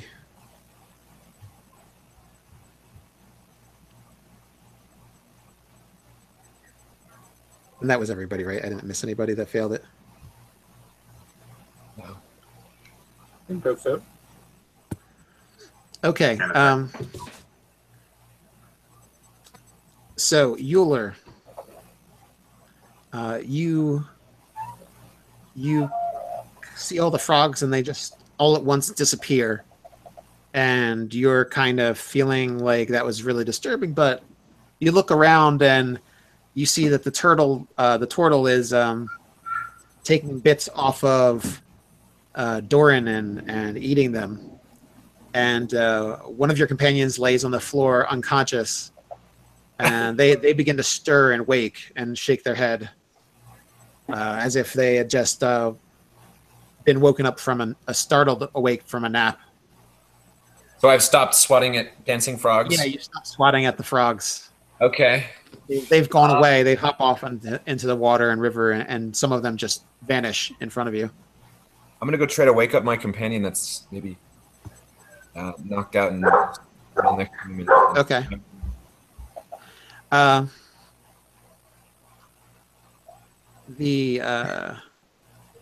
Paul, you kind of shake your head and realize that you have some kind of very strange taste in your mouth. And I mean, you've had frog legs before, but these are disgusting. You don't know why you were doing whatever you were doing before. You don't want to really think about it, but you are done doing it. That's for now. That's for sure. Let's see how disgusting that was. That is disgusting if I throw up all over Doran. So you come to your senses, and your action is to expel what you have consumed back over Doran again, I guess. And once you're done and you get a few more good coughs in, Doran, you get back to lighting your stogie that you started with, but you feel wetter than you did before, which is a little bit strange. And everybody else is in, some of them are in disarray, and I don't know when the turtle came up right next to you, but he's there, right next to you. like in eating things off a few distance. I would have been like right here. Yeah. It's like right up in your face.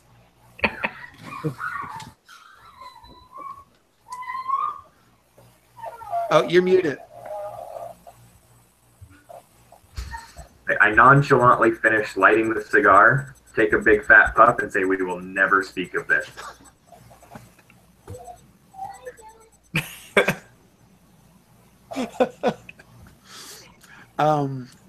You know that when you had gone up onto the shore, the villages were not far off, but some time has passed.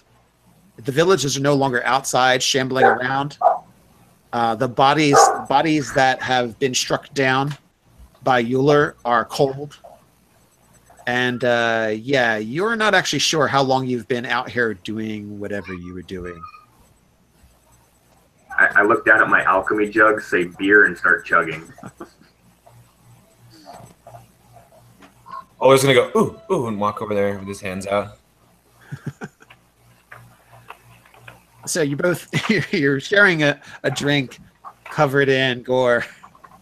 Doran's surprisingly cleaner, but not much. He's messed up in different ways.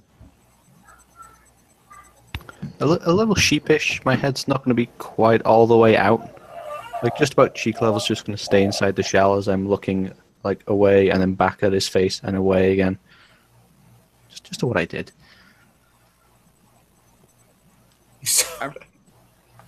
So what would you like to do? The evening is yours, gentlemen. I'm gonna break into my brother's house and bathe. All right.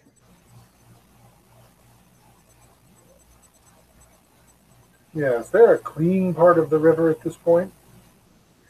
Back the way we came or back toward the village? If you go further upstream, it'll be cleaner. Yeah, I need to get some of the goo off of me and the mud off my face. Yeah, I think Oler would do that too. He'd probably go along. Yeah, that'd be the fastest way to get this junk off of you. And just like lay down in the shallows somewhere and like just do like sort of like you're making snow angels in the water, sort of facing up. I will offer to ferry anyone to the cleaner waters. All right. You know your brother Euler. Doran, you know your brother Euler. Not Euler. Erwin? Oler, it's Oler. Now I'm getting them all confused in my mind. Cat there. Yeah, you just call him Ew. There you go. That's your nickname for him. So that guy, That's perfect. you know that he just has like a carved out of the area with some stone set in it, swimming hole that he just hangs out in if he wants to go take a bath. So you can head there. It's a little bit upstream, kind of along the same lines the people are going. The rest of your companions are going. Okay.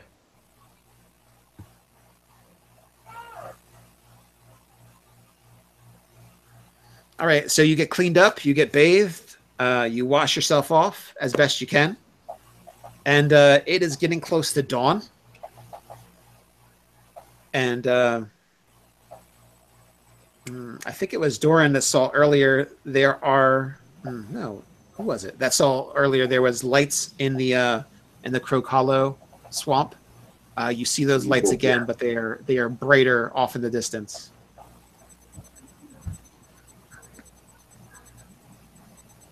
And Does that seem significant? Does that seem significant? You know that. Well, to you, I guess.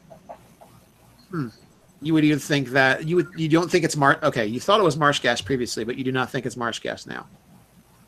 You think it is people over there with lights. In places that people really shouldn't be. I mean, there's definitely not normal villagers there if there were people there, and your brother doesn't tend to use lights, so if that was him out there, where he probably could be, that's not him. All right. Well, we've done our due diligence for the day. No sense stopping another cult. I agree. All right. As you, what would you like to do now? You did not see Gornum, the proprietor of the Toadstool, amongst the villagers, but you did see some people that normally went there amongst the villagers. And another strange thing is, it was definitely when you were there, especially towards the end of that chanting, it had to have been loud enough to wake everybody in the area, but no one else came out. So it's starting to get light outside. Again, you don't know how long you were in your whatever happened to you after you got the adrenaline left your body after the fight, but you are definitely very tired from tonight's activity and your broken up sleep. Ooh.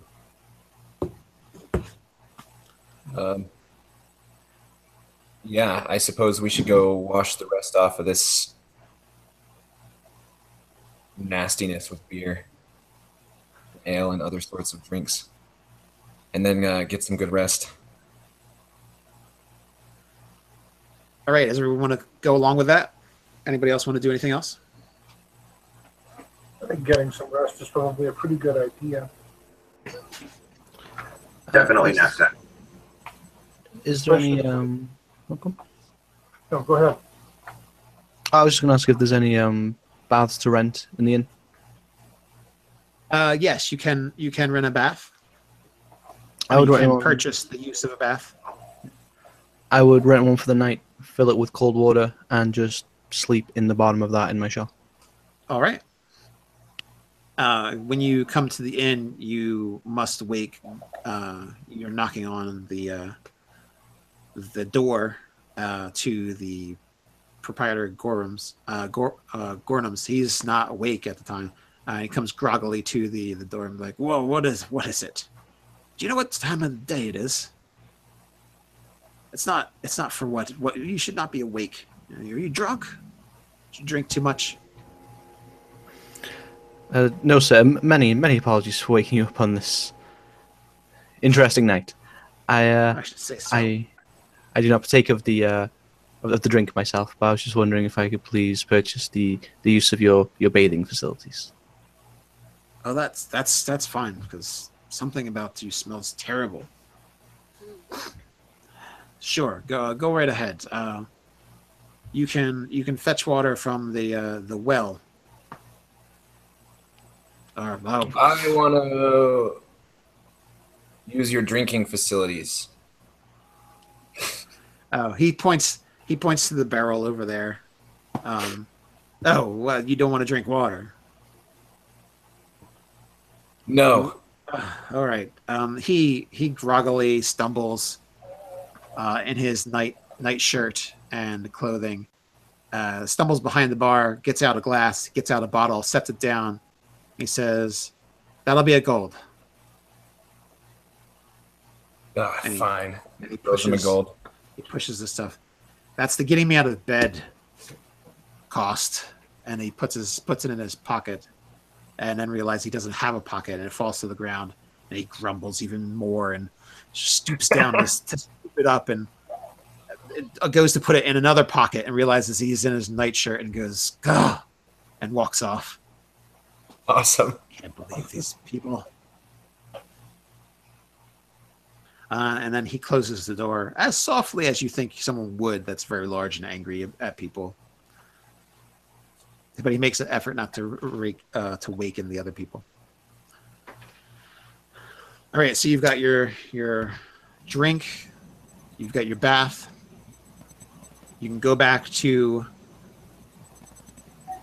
your rest, if that's what you want to do. The inn is very quiet, aside from the grumbling from Gornum. And are we all together? Well, one of you is headed off to get water. Another one is getting a drink at the bar. So where are the rest of you? Hold on. Once Gornum opened the door, I would have made my way to wherever the sleeping quarters are and got some rest. Tried to recover. All right.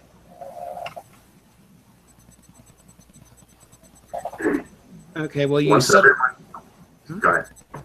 No, I go was gonna say ahead. once everyone's rested and together, I'm gonna ask. Does anyone know anything about pegs? Eggs? Pigs. Yep. That pig's been driving me nuts this whole game. You've been thinking about the pig. It's always been on your mind, huh? What do you want to know about pig? If anyone expresses interest, I'm gonna bring him to the pen and be like, "What the heck is that thing?" Well, I have a passing interest in pigs. Uller's sort of standing on the wooden sort of pen, like looking down. Okay, so you guys will go with him. Yeah. All right. So as you go to the pen, you hear that like a sound again as it seems to be eating different things in its pen, and you see a goodly stack of mushrooms by the front of the pen. And as you look through, so anyone who hasn't seen the pig already, this looks like a very strange pig. Its ears have gotten very long. Its tusks have gotten very large. It's still pink, like it's not a feral pig. It's a farmer pig. But it, anybody have nature or anything like that? Or like some kind of handling of animals? But no, nothing like that. Okay, well, survival, from survival, you know that those are the tusks of some kind of wild boar, not of a pig that's fed every day and kept in a pen. I have nature and animal handling if we need if there's more to be gleaned. Okay, so you have nature and animal handling. You have handled regular domesticated pigs before, and this is not one of those things. And it's coated in slime, and the glistening that he kind of described, it was glistening. It's coated in a slime layer, and its eyes look dull and gray and yellowed. And its tusks, as well as its teeth, are blackening. It seems somehow diseased. I would not eat any bacon from this pig. This is not. I don't know if this is natural or how it's supposed to be. And that's happily scarfing up the rest of the mushrooms that you can only assume Doran that Steva brought by. Doran, this pig didn't look like this when you came last time. This is definitely a ramping up of the peculiarities of this pig that you saw before. Okay. So you would be hard pressed to say it's the same pig. It is different enough. Okay, well, I'm gonna go find that little girl and be like, "What'd you do with the pig?" Well, you don't know where she lives. Well, you don't remember where she lives. But she works at the inn, but right? she works at the inn, and so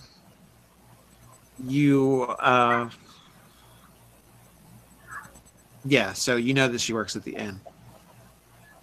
It is becoming closer to day, but the sun has not risen or anything like that. So you probably have a few hours before daylight, but there is a bit of the sky starting to lighten. By the time she gets there, I drank all the beer and the wine out of my alchemy jug. Wow. That's a lot. I don't think you're going to be very coherent. I think it makes 4 gallons of beer at a time. 4 gallons of beer, 1 gallon of wine. I'm a happy camper. There you go. You say that's not that bad. Better eat some stew or something to balance that out.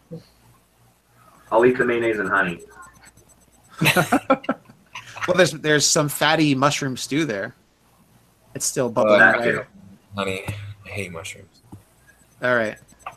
So Euler's not going to partake of the mushroom stew, but there is a pot that's still warm from earlier today. Well, earlier last night. You said that the pig was eating the mushrooms? Yes.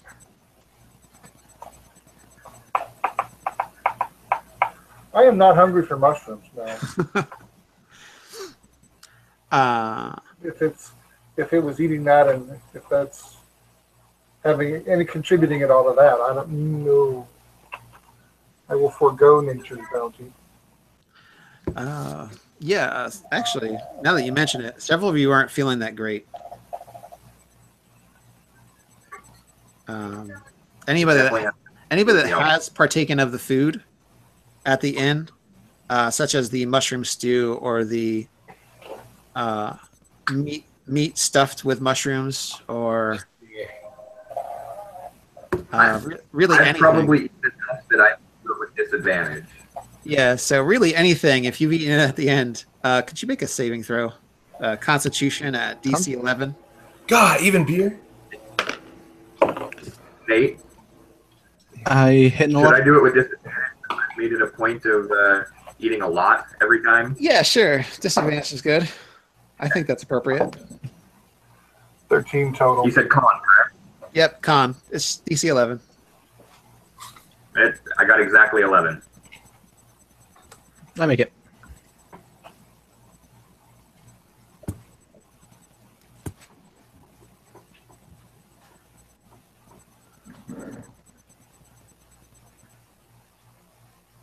All right, did everybody make it? Yeah, I got 11.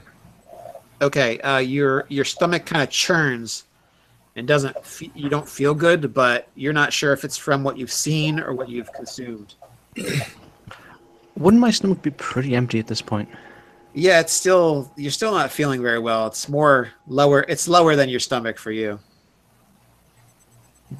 But yeah, your whole abdomen doesn't feel great, and you're not sure if that's from your past experience recently or something you've eaten.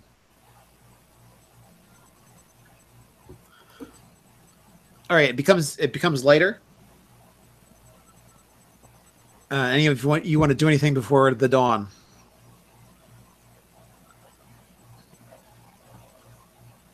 Going to take out my horn and wake everybody up with it at dawn. Okay. I'll sort of fall out of my bar stool. Okay. Anyone that walks past the bathroom would just hear a weird, bubbly kind of language as I'm praying in the morning. All right. In the bathroom? Yeah, he's in the tub. That's awesome. Just in the tub. Yeah. He's letting that soak nicely.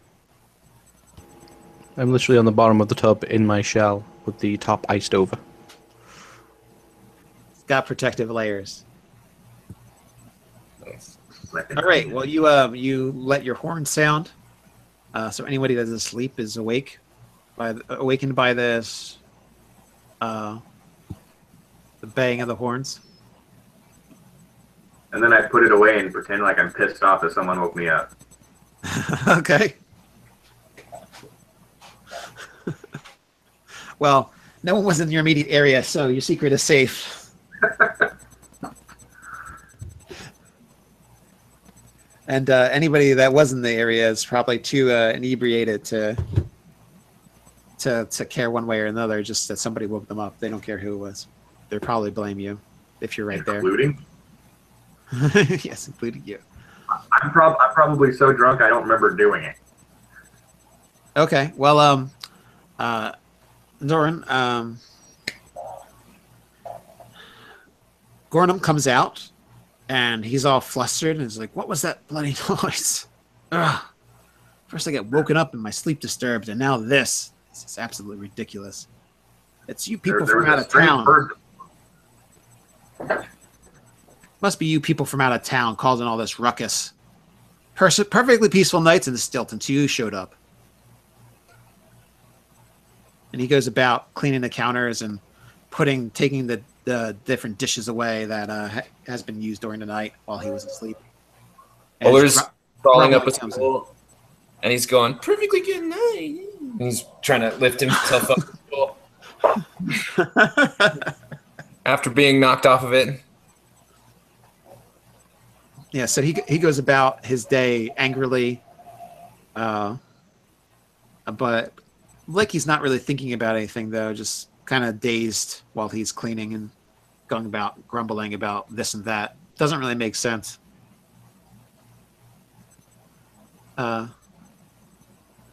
Steva comes by, opens his door, looks around, and then sees that there's several people in the bar, and goes by all of them to go into the back and get ready.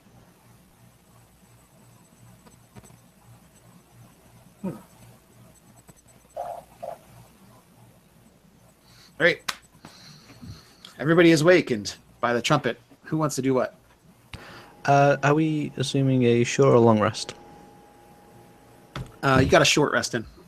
Short rest. Just let you know, I would have cannibalized my warlock slots before that for sorcery points. Yes. So you have them back. Is the short rest long enough to get the druid spells back, or no? Probably not. Okay. You can. I mean, you can continue resting if you'd like. Now, the pearl of power, does that allows you to get Let you get one back. Yes. Per day? Spell slot of the third. Yeah, up to third. Well, then, since things are only going to get worse, I'm going to use that for today to get the one I use, the spell slot I used, the third level back. Okay. And I'm going to go check on the pig again.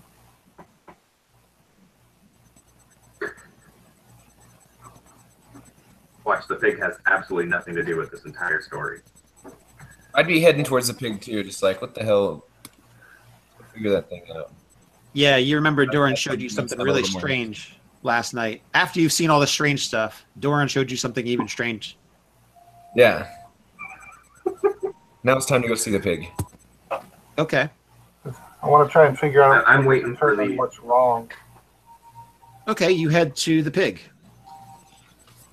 And the pig is resting in the corner, and it is just. It looks.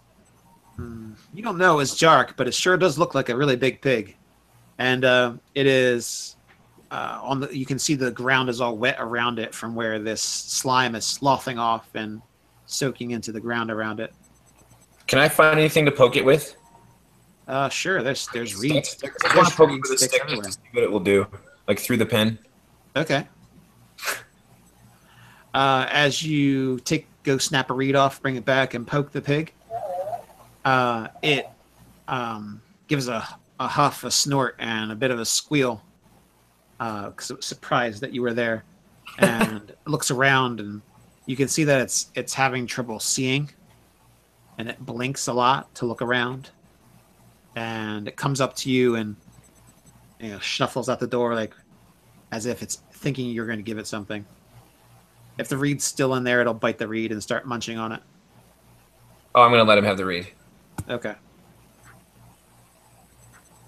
And as you get a closer look at it, it looks really bizarre. You can see its ears are starting to turn into tendrilled things and kind of split and splay apart up to its head and dangle off the sides as some kind of weird frill instead of a regular pig's ear. And its snout is elongating and pointing and pointed, and it also has these spiky tusks that are protruding from it, and it's got green ichor over it, but then also there's this darker, deeper red black coming from its mouth. Can I go take a look at the mushrooms? Sure. There is a cap that fell off from one. Probably Doran from when you startled Steva and she dropped them and didn't pick it up. There's a cap outside the door. Okay. Is there a way to tell what's happening to this pig? Either using nature or medicine or some combination or yeah. Any way to try and figure out where this pig is headed? Can I give him advantage if I hand him like the mushroom and like, hey, look at this? Yeah, and the mushroom is a dull red topped with blotches of slimy white on top of it, and some of the red and white come off onto your fingers as you pick it up and hand it to him. So, like spores? Kind of like spores, kind of like a sticky coating on it. Okay.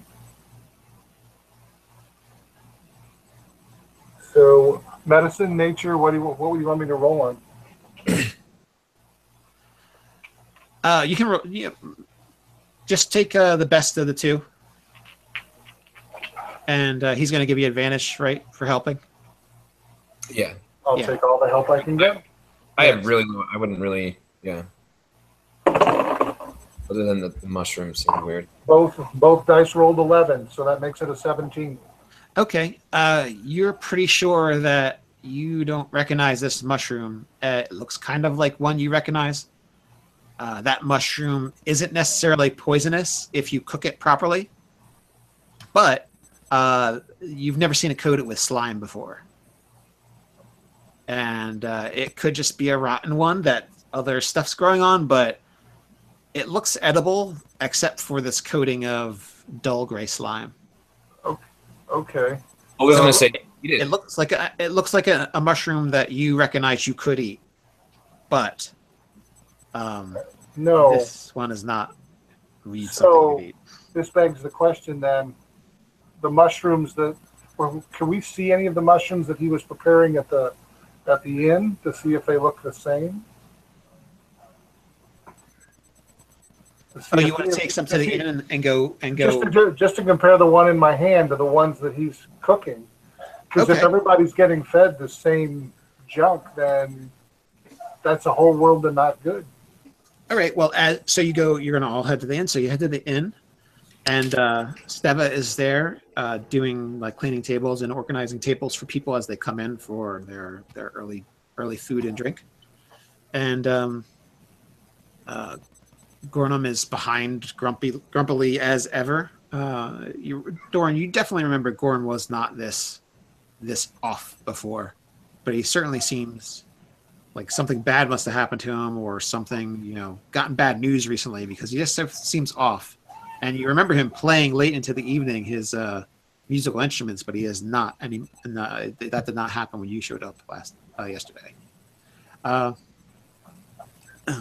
So you notice that comes to your mind as you see him again act not in his normal way of going about the place and going about his establishment. So again, I said Steva's there and just Gorm's there.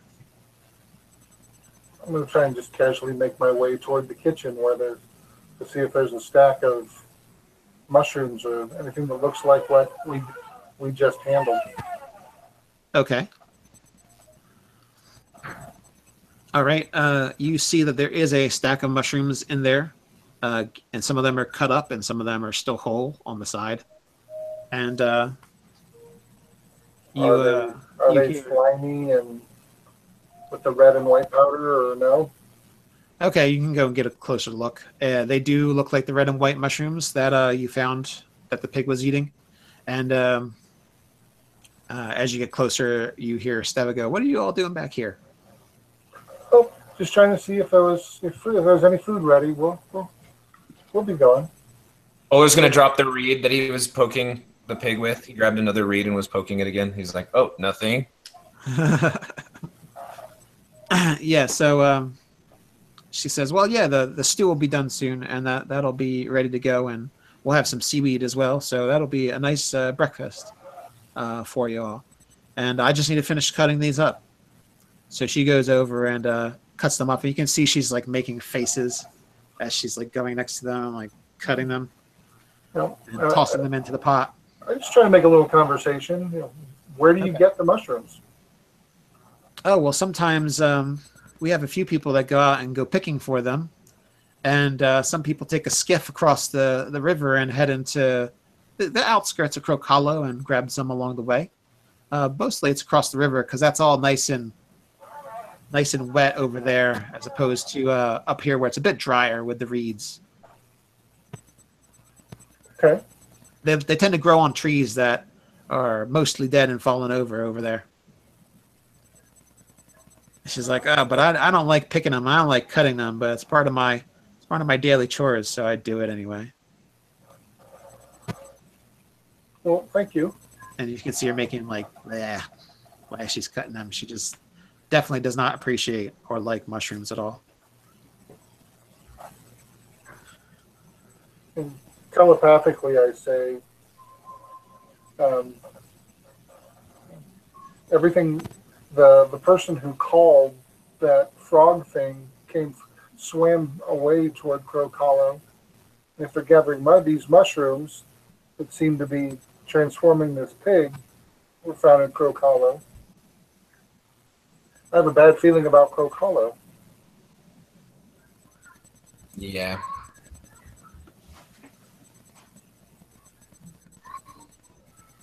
Do you think we should perhaps go and investigate? If it's transforming the pig, who knows what it's doing to these local people? Yeah, well, my guess is that it's making them susceptible to whatever that priest was doing last night. And they don't seem to remember it the next day, or they seem to put them in more and more of a stupor. So if we want to help these people, I would say that going over there is probably in our future. In a bit of an uncharacteristic... Before we do go over there, I'll let you guys know that Goran is a lot different than he used to be, but somebody who's better at talking to people without offending them should probably ask him about it. Yeah. What, different how? He used to be happy-go-lucky, now he's kind of a dick. No, we did wake him up.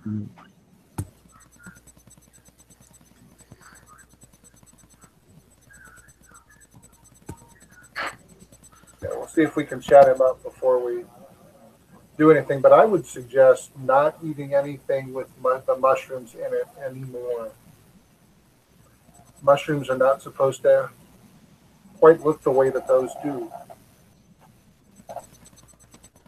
And if the pig's eating them, and the pig does not look like a pig should look. So I fear for if the humans are eating them, what's going to happen to them?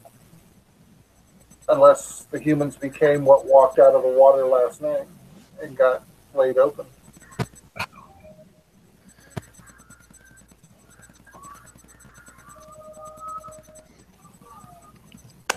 Great. So what do you want to do? At the mention of how Gorham's being, Baka will try and find him and see if he knows anything about the mushrooms and just ask him what's going on with him. Okay. You go up to him and he kind of gives you a sidelong glance and go, you went to the bath last night. This morning. What seems to be the issue now? At the correction of morning, Baka's head will bob a little bit and he's I'm so sorry for the late hour that we disturbed you. I was just wondering, these mushrooms, they don't seem perhaps the most normal kind. Would you happen to know anything about if anyone's had any ill reaction to them? You wake me up really early and now you want to complain about my food? No. Fine. They're the same as they've always been. We've eaten them like this in this stew for generations, decades. Okay, of course. And you all seem healthy and, well, until recently you seemed very happy, but I hope you don't mind me saying you seem like has something bad happened recently? Would you like to talk about it? No, nothing of the sort. I'm fine. He looks around and come on, man, it's free counsel. he looks around and is like, he seems kind of standoffish. It doesn't seem like he wants to talk much about it. But he doesn't give you the impression that he's hiding something directly, but he's kind of wondering what you're about, asking him these questions. I don't think there's anything wrong. I mean,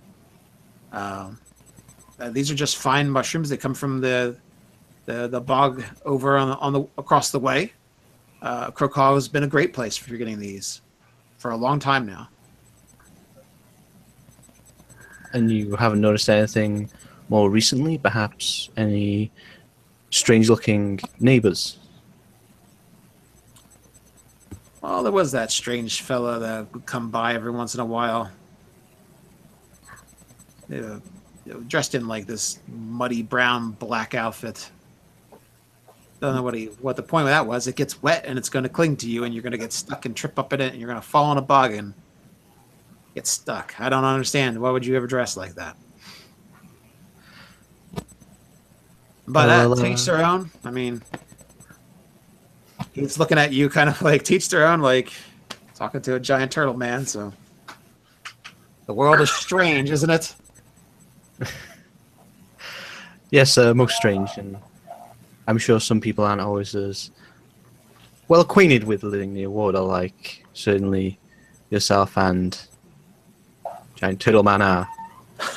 Well, again, if you got a problem with the way the mushrooms taste, why don't you go over and pick some of your own, and I will cook them for you, and then it'll be just fine. You'll see that there's no difference. Of course, most certainly. And I'm sure I look forward to the meal you prepare for us. We'll duck his head and back away, hoping to not offend him. Yeah, he shakes his head. Good, that's right. And he goes back to his business. And you see Steva come out of the back. She's just cleaned her hands and looks at the towel, goes, ugh, and throws it into a bin on the side. It's like, and she's walking off to clean the table and collect something from a table. And anybody nearby her will hear her say, those are so disgusting. They're worse than I've ever seen. Absolutely gross. She just every once in a while just like, ugh. And she goes off and she starts cleaning tables again.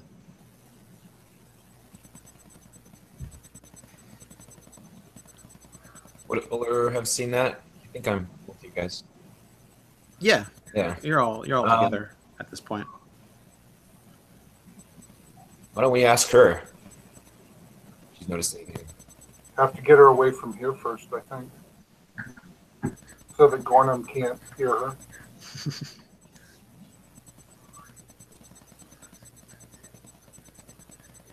All right, so you wave her over, and he goes, "Oh, well, what do you like? You like anything to drink or eat?" That soup sounds good. Yeah. Uller's going to tell her, no, thank you.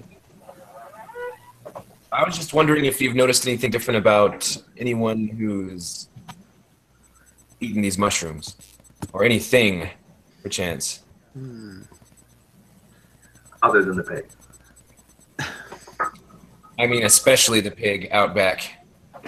Okay, so as you say that kind of stuff, she kind of backs up a little bit, and you can see her start to fiddle with a green woven ring on her finger again. It says, "Well, I have seen some kind of strange things lately, and my pig's not looking too good. Definitely, I think something's wrong with it. I think he's sick. I keep trying to feed him food. I think food's like my mom always said food's the best medicine, but Swiggly's just not really doing well at all, is he?" Well, if you don't like the mushrooms, chances are, if you don't think they're healthy, chances are, and your pig is, I hate to say this, but your pig is covered in slime. That's not good. Slime? I just thought he was wet. I left him some mushrooms he always likes eating earlier in the wee hours, and he seemed fine to me. Just seemed a little wet. He likes going around and slogging around in the mud. His ears aren't normal either. I mean, something is, wherever the food's coming from, something is not right.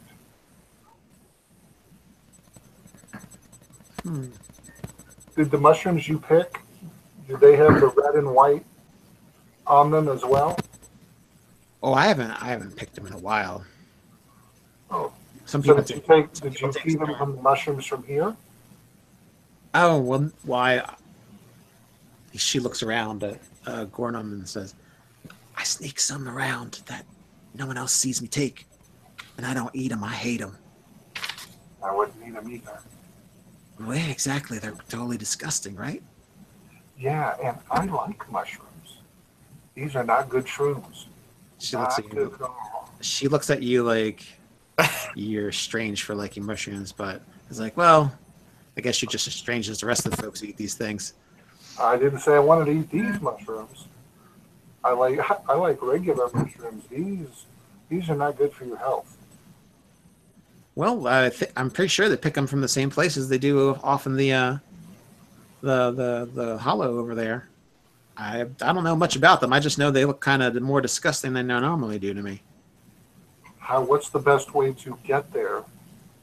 Oh, you could probably take a skiff right off of the pier there, and I think you can rent some from Gorum, and he can either have a guide take you, or somebody else in the inn will be glad to take you.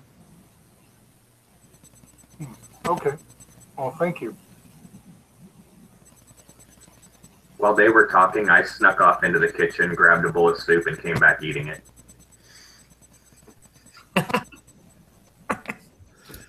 Okay. Good for you. Keep your strength up. All right, so you're gonna eat your soup. Okay. What are the rest of you doing?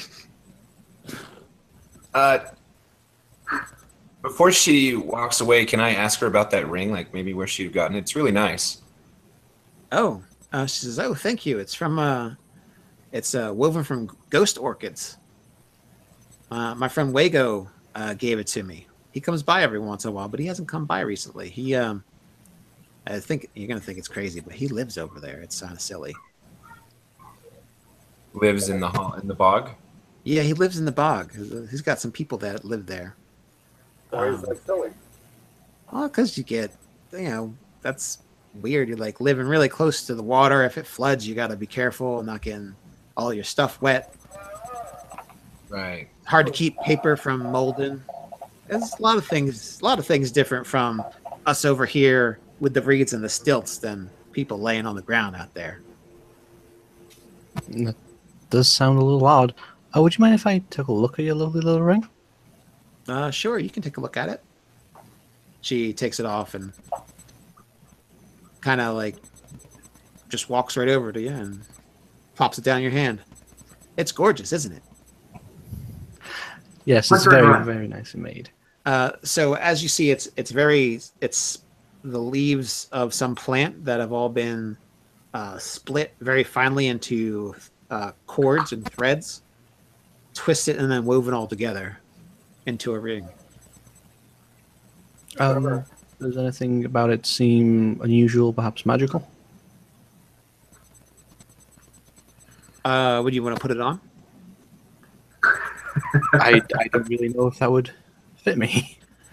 Okay, so you're checking it out, and well, it seems very well crafted. It does have.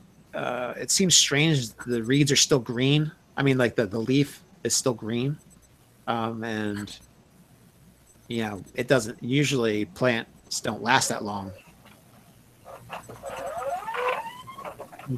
Even if she's had it for a couple of days, it should start to kind of show and wilt that it's actually a living plant that's dying. But this one doesn't seem to be. Have I ever heard of ghost orchids? You want to make a roll? I would love to make a roll.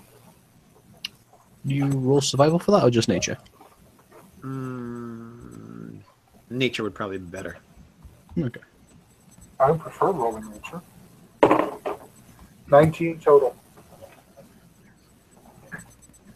Okay.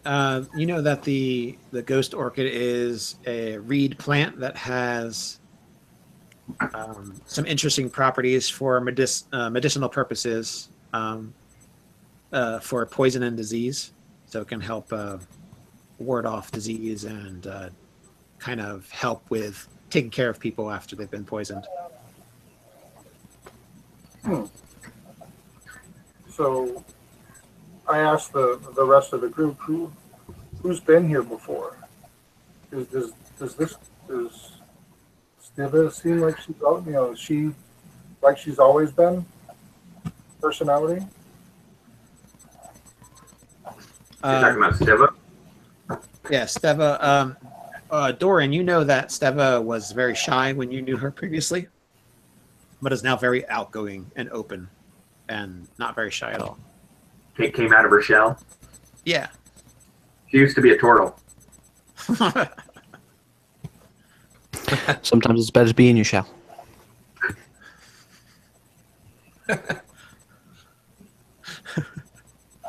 Sorry. Yeah, so you know her to have been a very shy girl, and she is no longer that.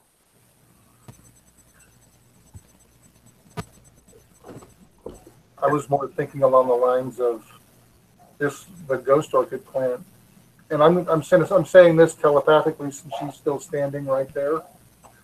That the ghost orchid plant has properties that help with poisoning and protecting people if they've been poisoned or to ward off the poison.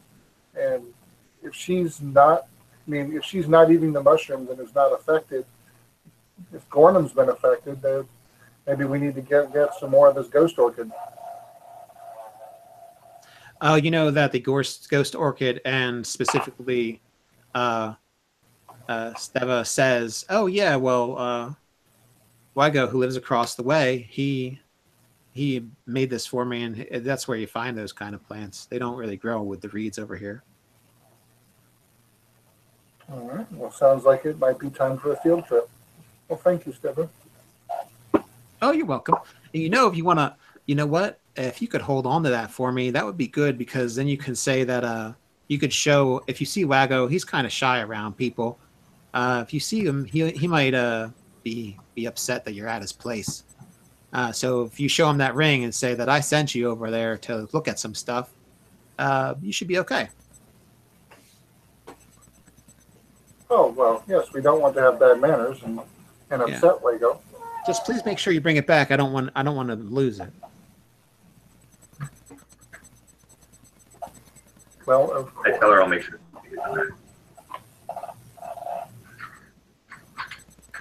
She smiles and says, I believe you. Thank you. And good luck. And she says, do you have any other questions, or can I go back to my work? She's looking at Gorham, and he's still grumbling over there, but she's worried about him noticing that she's not doing any other work. The corner of this table is very clean. Yes. She's kind of been wiping around the area while she's been talking. Okay, well, she nods and then walks off.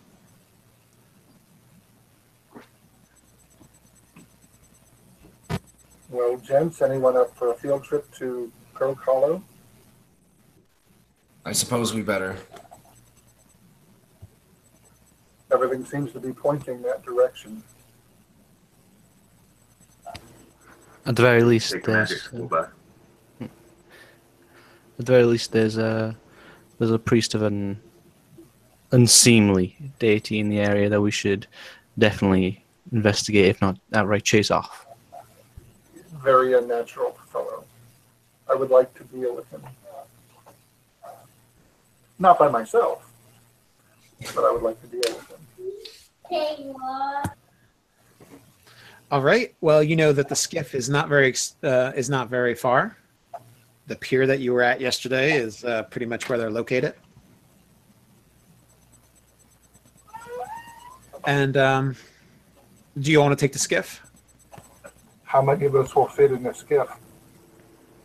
You all fit in a skiff. It's kind of like it's like a raft, but it's thinner and longer. And do we pull it across? Is that going to be how we get across? Yeah, with poles. Yeah. Okay. Possible? How much clearance is there between the bottom of the skiff and the riverbed? The river's not too deep. It's less than 20 feet at the deepest. So would it be possible to hold on to the underside of the skiff as it goes across? Yeah, if you want to be underneath it. Yeah. Then I'll be doing that. Now, as you get into the bog area, the pathways are probably going to be tighter and lower. So, Yeah, I'd you probably couldn't do that for the whole trip to wherever you're going. I would adjust, and if it gets too shallow or too boggy at the bottom, and come up behind it. Okay. Gorm comes over. It's like Stever over here says you wanted to rent a skiff. It's not very expensive. A couple silver for a week. Rent them out by the week. Put it on my brother. Oh yeah, he hasn't been back. He'll be back soon. That sounds fine. Is it possible to get a guide so that we can navigate through the bog, or is that necessary? Oh well, yeah. You're probably going to want somebody. I mean, Doran here hasn't been around for a while. The bog changes from time to time. But you're probably going to want somebody who's been around there a lot. So I'll send somebody with you. And we'll, of course, be happy to pay them, for their time. Well, that's good because he's going to expect it. Yeah, also on the brother's account. He's like, yeah, of course.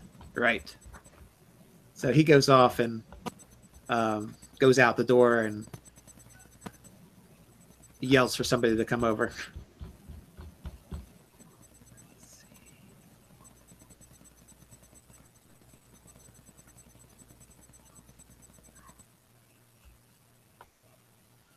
All right.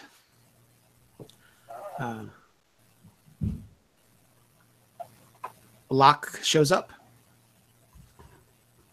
The Gorm says that Locke will be showing up, and he'll take you there. You meet him down by the pier. So as you travel to the pier, a thin man looks kind of under the weather, thin, and looks like he has recently lost a bit of weight. His clothes are very loose on him, and but he seems all right. His eyes are kind of dull, but he must have just gotten woken up. He comes over and he says, "All right, yeah. So you all the fellows that need to go across the way?" Yes. That would be us. You might want to leave some of your stuff here in case if you traveled before. He points at all you. Have you traveled on this type of boat before, a skiff? If we knock into any logs and you're not used to it, you can fall off. So I think we'll be fine. Oh, that's good because I don't want to fetch you out of the waters, really. I'm quite small. You'll do fine. That won't be necessary in some of our cases. Oh, good. All right, good. Excuse me. That's great because that'll work out just fine. Okay, so here I'd say he points to Paul, the turtle. You're going to have to be in the middle, otherwise you're going to throw off everything. Actually, I'll be making my own way there, but I'll be nearby. He raises an eyebrow at that, but I was like, well, yeah, I guess turtles can swim, so okay, sure. That'll work out better now. Okay, so you all get on the skiff and go across the way. It is not really rocky because of the slow-moving waters of the river. And for so wide a river, it's very surprising how calm the waters are. But it is an extremely slow flow because it ends up in a bog area. So you go across without incident. Nothing comes up. There's no crocodiles in the area or anything like that. And you head into the bog, and you can see plenty of downed trees and trees in the water, but you can see there are some paths, kind of meandering paths through the, waterway paths through the bog area and the swamp. So he looks around, looks at you, says, "So, how long you've been in the area? I don't remember seeing you."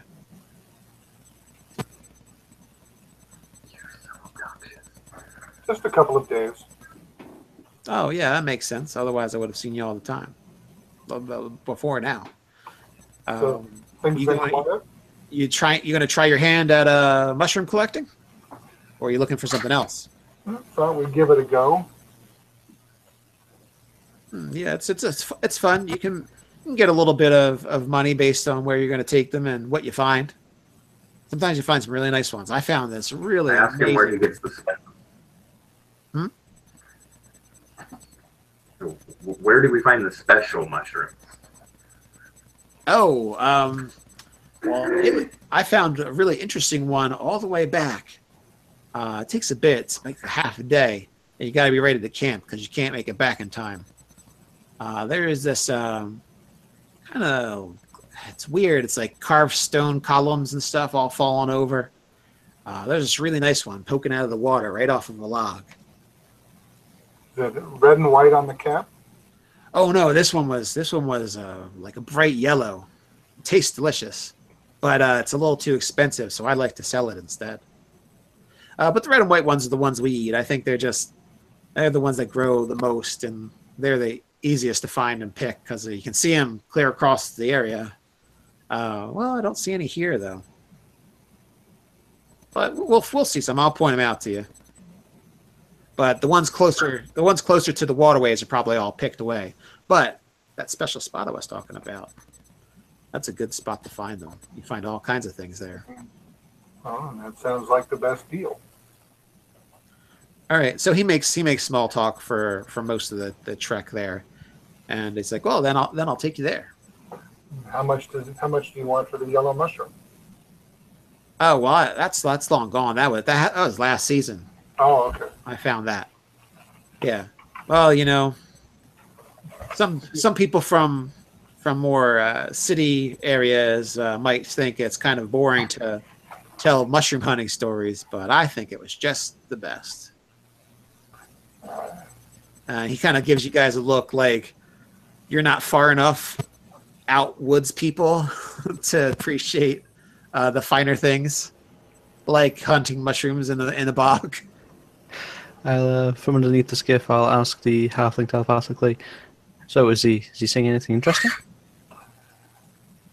Something. Well, you mentioned the yellow mushroom, but that was last season. I mean, he sold it, but he says there's a special spot which has fallen down columns and other things. So, but I'm guessing that might be a good place to take a peek. If it, depending if it's ruins. Who knows what one could find there. But he says the red and white mushrooms are all over. So, not sure about the ones with slime on them. Might have to look for those, I guess. But if those are in the same spot, then everything, he knows where that spot is. So I think it's a place to go. Even if not there, half a day travel we could come across them anyway. Very true. And we might even come across some actually edible food along the way as opposed to what that guy's cooking at the end. No offense to his cooking, but slimy mushrooms are not a good thing to start with. Right, so he said it was about a little over half day's travel to those ruins that are sinking in the swamp. So it's going to be quite a haul. So half a day passes or so. And he says, oh, like right around this bend here, we should be heading up on it. And from some of the trees, you think it seems kind of strange. There's these, as you go further along and you get closer to what looks like off in the distance, kind of these carved columns, and some of them are falling over and sinking into the swamped area. You see some strange things there. Can Uller make a history check on some of the stonework? Those Sure. columns? It's a bit far away, but sure.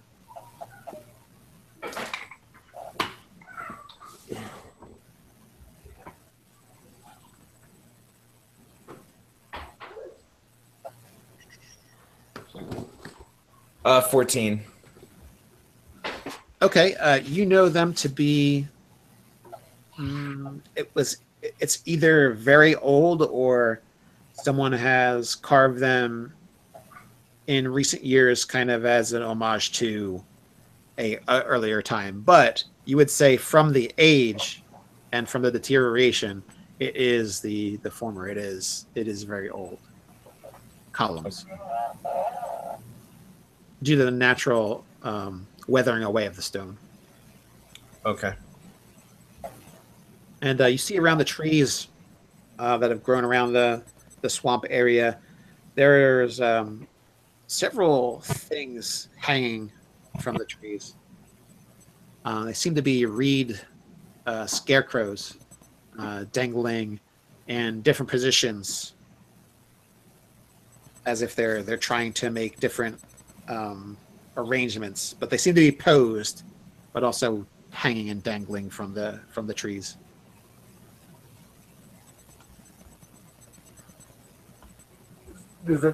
Would I know whether or not those would be some kind of ward or something of that nature? Or they seem something that people that do like you know that there'd be people that do that, and they might burn them, or they might place them in their fields. Some people might make them for good luck. Some people do it for warding off evil. But it's kind of that kind of Wicker Man look. Gotcha.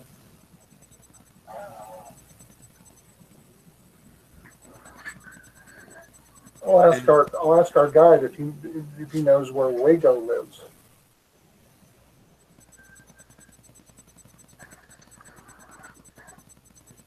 Oh, say that. Oh, Wago lives. He looks at you like, how do you know about Wago if you've never been here before? He stays to himself. Him and his tribe are off further away than this. They're on the eastern side of the island bog of Croak Hollow. Not this. We're on the westerly side. Okay. Oh, who has that ring, by the way? Probably Sir Tortle. Or whoever was looking at it last. Well, if you've tried to put it on, it does fit. Oh, It's a bit Then snug, yeah. but it fits. if it actually fit, then I would have put it on for safekeeping. Yeah, well, you feel better once you put it on. You were feeling kind of under the weather, even though you had cleared a lot of stuff out of your stomach. You still didn't feel that great waking up, but you feel a lot better now. Okay, as you are heading towards the ruins, there is it looks like the ruins are sinking, and the columns are sinking into the bog, while there's a patch of drier earth in front of it, where the skiff is pulling up now.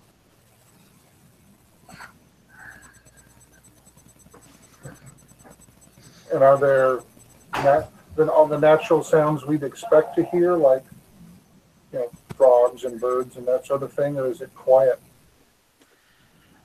It's quiet. You do hear the buzzing of some insects around, and you do hear some croaking of frogs.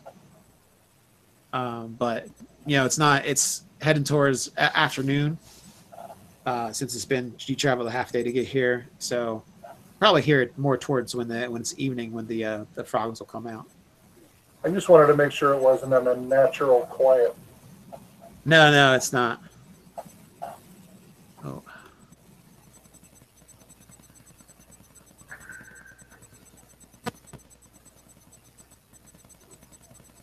Okay.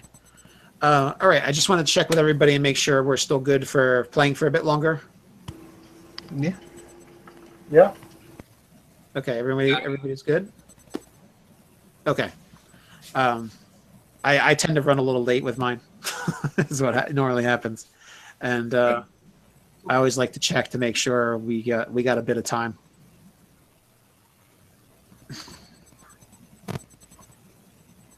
All right. So you were saying,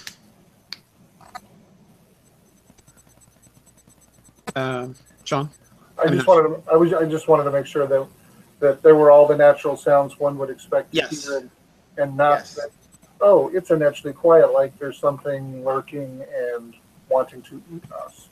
No, there's no ominous silence or unnatural noises.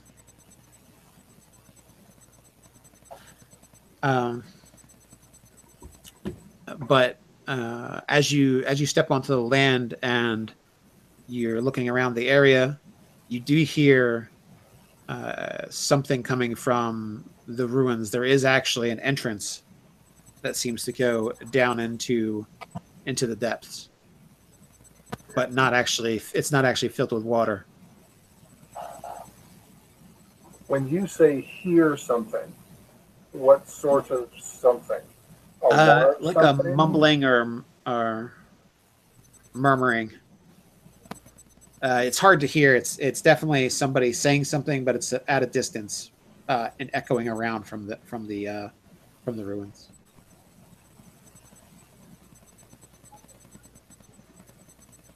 And let's see.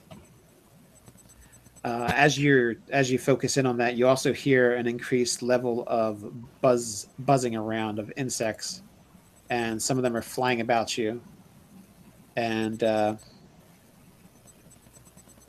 just gonna see.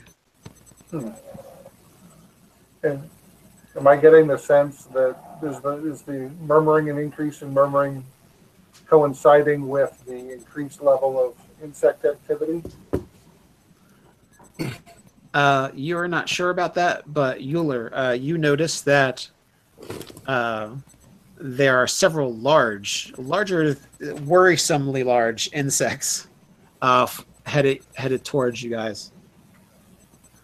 You can see them, guys. You see them filing out of the wicker effigies that were dangling from the woods. There's some big boogers coming out of the stick things. Not good. Do we hide? Can we make it into the ruins before they reach us? Probably. You will have to carefully do some stepping because some of the columns have fallen over and the ruins seem to be in the waters.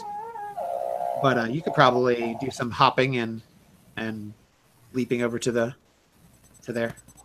Yeah, let's do that. Yeah. Okay. How many are we talking? How many of these really big insects are we talking? There's at least a dozen of them, and they are bigger than your outsplayed hand. They look like giant mosquitoes.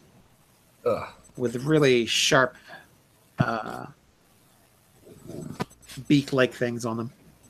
Pointy beak. Big sharp pointy teeth. Yes, sharp pointy tooth poking out. So you are making it for the ruins. As you run up to the ruin steps, you do notice that they're definitely slippery. So anybody that wants to avoid the giant mosquitoes, you may have some trouble on the stairs as you go down. And it is dark in there. There's no torches. But you do hear an elevation in the murmuring and sounds that come from beneath. Should we head towards that? Well, just a quick question: as a person who can conjure animals, does the murmuring sound like a conjuration of sorts to be bringing forth these insects? But we're getting, as I'll tell the others, we're getting closer to the murmuring one way or another. So, avoid one and take on the other.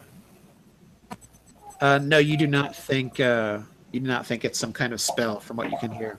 Okay. Especially because as you get to the front of the ruins, the entrance to the ruins, you do not see someone down at the bottom of the stairs, and you would expect they'd have to be right there to be conjuring and directing these creatures. Okay, so completely unrelated, horrible, nasty ritual going on. Got it. Possibly. Or someone's just having a loud conversation in a deep, dark place by themselves. Yeah, which is normal. It's a Tuesday. Gotcha. Totally normal. I'm going to go with conversation. Yeah, I'd say let's try to get down there and away from the bugs. Positive thinking is important. Okay, as you get to the stairs, the first two in, would you mind making a dex check? Okay. Dexterity or acrobatics? You can do acrobatics. Perfect. I might not be one of the first in. I think my speed's only 25. So Well, you mine. won't be the first one in then. Based on speed, I'd probably be one of the first. Yes. Natural 20, where they don't really matter. Oh, this is pretty important. Okay, Euler, you'd be the second one down. Yeah, maybe. Yeah, sure. Let's do it. You want me to roll? Sure. I got a 9. And Oh, it's Dex. So okay, a 10. Yes. All right. With the 20, can he use me as a surfboard? Yeah. You easily, not the 10, but the turtle easily, you see him in front of you, begins to slide and then just goes with it and just up down the steps very easily, never losing his footing. You, on the other hand, right behind him, and you misplace the footing, and you have begun to slide, and you are falling and clattering down on the stairs. So you are prone and sliding down the stairs while he is sliding down the stairs very gracefully. He's just like making an entrance.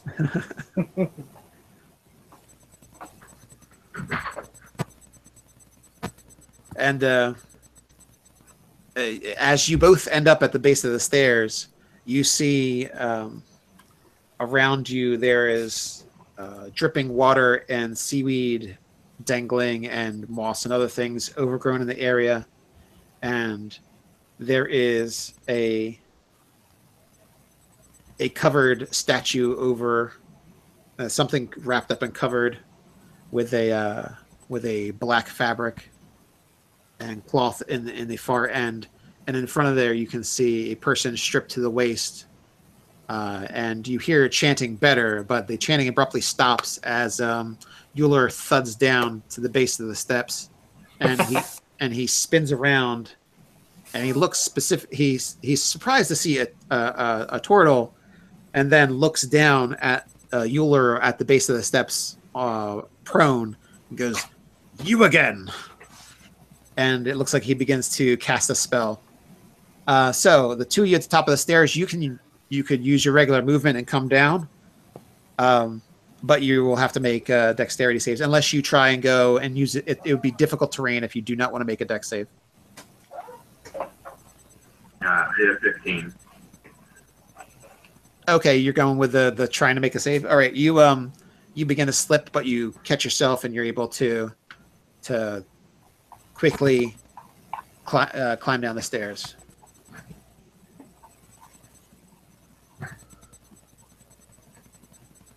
Could I chuck it a dagger at the guy trying to cast a spell?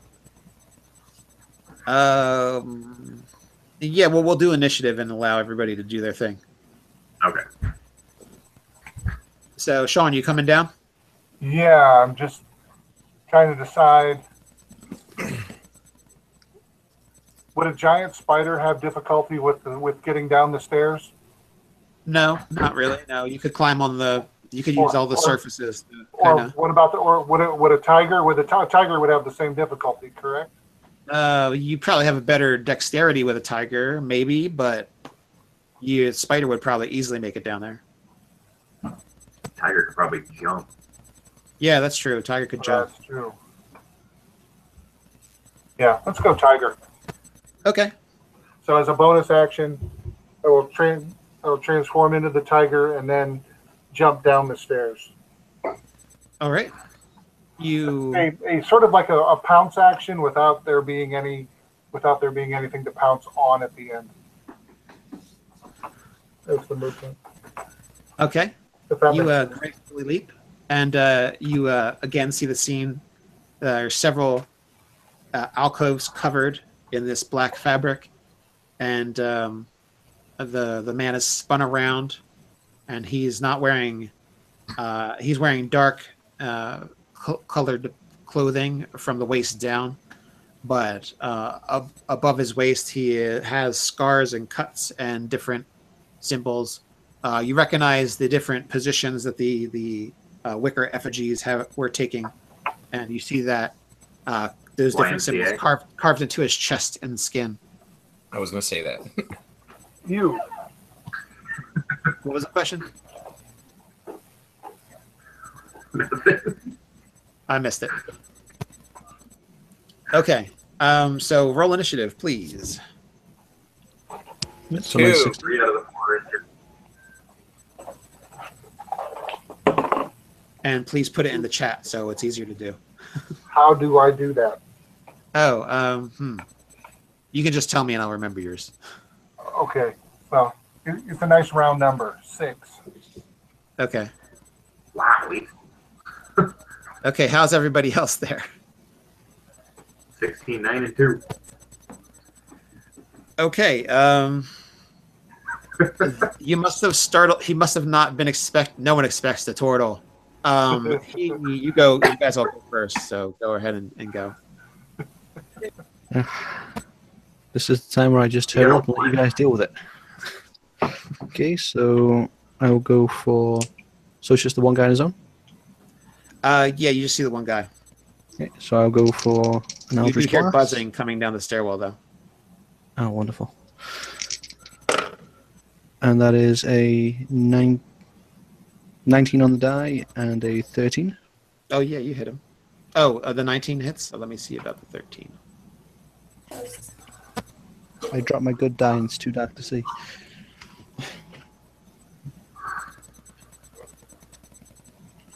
Yeah, so you can roll for the 19. Let me just check real quick. Yeah. Did you say a 13? 13, yeah. And I will 13, be 13 misses. I'll be quickening for another round of that as well. 18 on the die and a miss. So that's 10.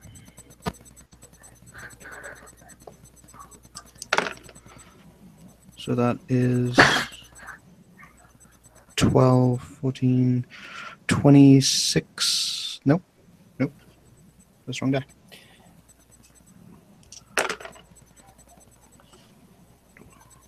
$17 damage and 45 feet of movement? No, 35 feet of movement. Okay. Well, it's away from you, right? Yeah, in a straight line away. Okay, well, you blast him with your Eldritch powers, and he sails back and slams against the black black covered alcove, and you hear a crack and different pieces.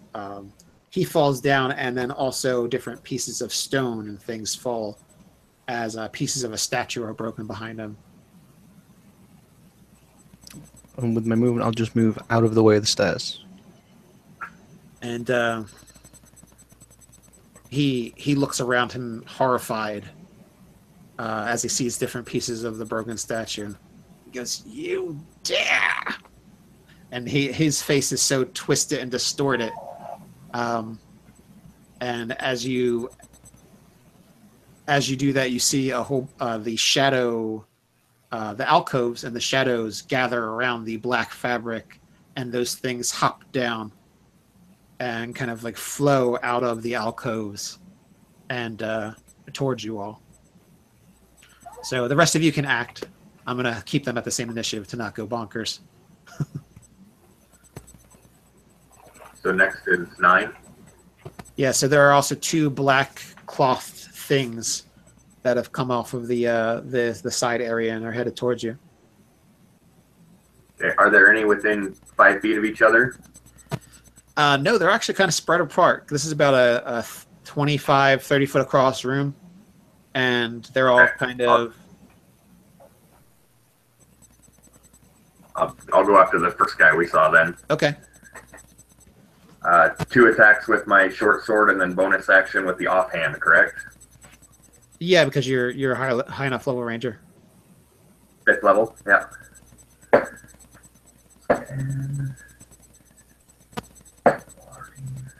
A 10, a 14, and an 18 to hit. You're Do any attacking of those? one of the things on the side? No, the guy that was there first. Okay, the guy that was there first. He is 15. 10, a 14, and an 18. He's a 15, so 15. So only one hit. yes. So 7 damage. All right. And then, oh no, I did my bonus action. Dang it. Never mind. Stupid hunter's mark. So you hear him shout in deep speech, Baptiste, come to my aid. And the shadowed things grow darker. I will yell back in deep speech, Batiste, he doesn't really need your help. He again is shocked for the second time in a handful of moments. It goes, "How dare you speak the sacred tongue? I will have yours." And who is next? You cut out all. Hmm? I was gonna say you cut out. All I heard was you have. Oh, sorry. How dare you speak the sacred tongue? I will have your tongue. Okay. Thank you. I stick my tongue out at him. All right, next. I had a 6. I don't know if I'm next. Yep. Everybody went before him. Oh, well then. Is he at least 20 feet away from me? Yes, he is. He is about that distance from you. Then I would like to pounce upon him. All right. If I can go at least 20 feet, then I get to do the pounce. So, which means I start with the claw attack, and let's see if I succeed. 10 on the die, adding, so 13.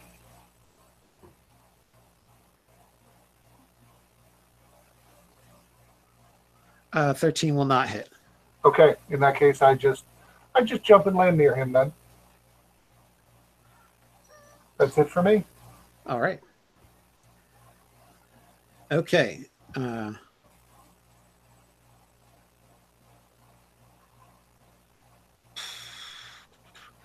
The buzzing that you heard earlier, and the insects come down the stairs and begin biting at those that are in the back of the group. That would not be the tiger. That would not be the Doran. Probably be the person that fell down the stairs. I'm still on my ass. And the turtle. Oh, when's your initiative? 2. Oh no, it is you. You do go after them. Wow.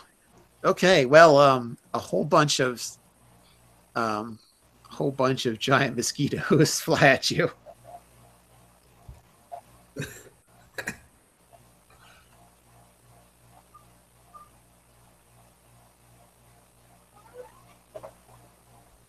Blame it on the alcohol. Yeah, that's a good idea. What's your AC? 18. I have cloak of protection. If these were people, I'd be embarrassed for them.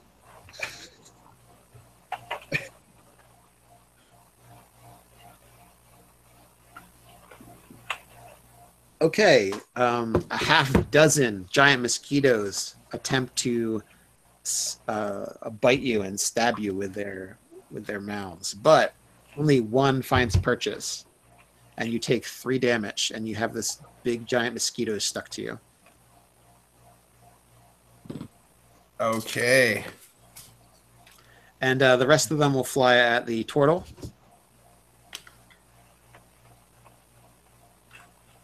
Another incredible AC to hit, right? 20. All right, 2 have found purchase on you.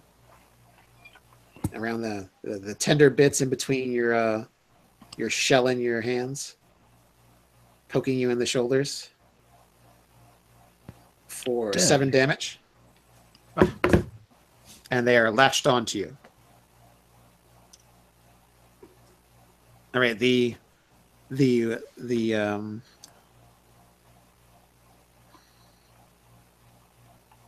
disciple of Baptiste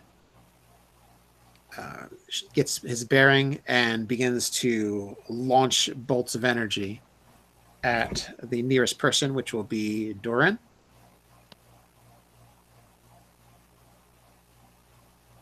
Says, taste the vengeance of Baptiste.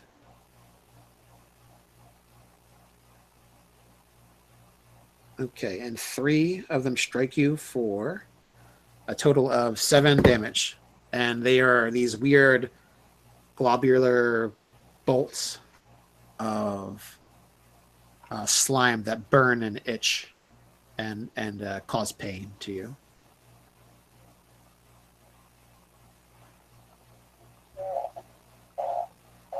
And the two shadowy forms come in, and they seem to be partially cloaked in fabric and shadow.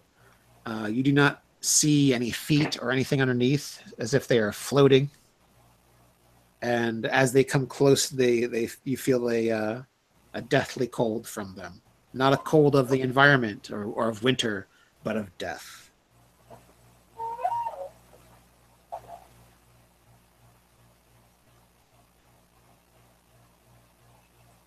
And while they're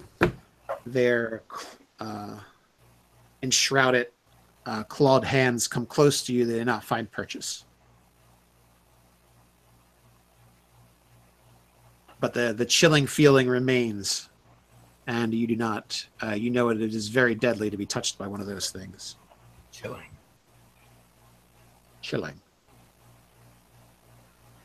All right, 2 can go. Yes. All right. Can I reach up and try to grab the bugger out of me and pull it out? Oh yeah, absolutely. Do I have to roll for that, or just can I grab it? You can just grab him. Okay, I'm gonna grab it and try to throw it against something, and then use half my movement to get up. As you grab it hard enough to pull it off, it kind of crushes it in your hand, and it's dead. Okay, so I'm gonna sort of wipe my hand on the ground as I get up. Yeah, I mean you can toss the dead body away from you. Yeah, and as you're getting up, you kind of have to swap them away, as there's the 5 or so still around, buzzing around, trying to find a good spot to bite you.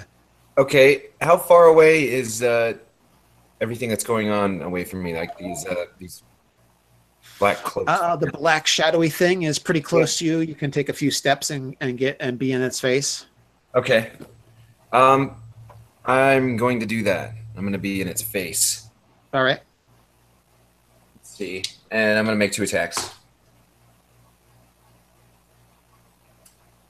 Okay. Does a 15 hit? Yes, it does. Okay, I got 2 of those.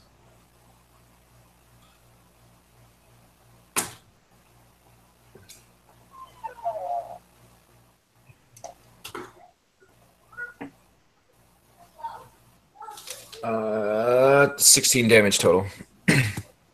All right. As you cut into it, a large swath of black fabric and shadow, the shadow dissipates from it, and the fabric falls to the ground in a heap. But most of the fabric is still there, and the shadow that clings to it is deep and dark and vibrant. Yeah. I think that's the end of my turn. Okay, top of the order. Maybe. So, are these things stuck to me doing anything actively? Do I feel like they're gonna damage me anymore, or? Well, little mosquitoes will sit there and suck your blood for a while, and these are really big mosquitoes. So is that an action to get rid of them, or? Yeah, to get 2 of them, let's say a bonus action and interact with an object. I like to use my bonus action. So okay, well then it can be regular can action if you want to use your bonus action. Can I So, like, are they on my chest or?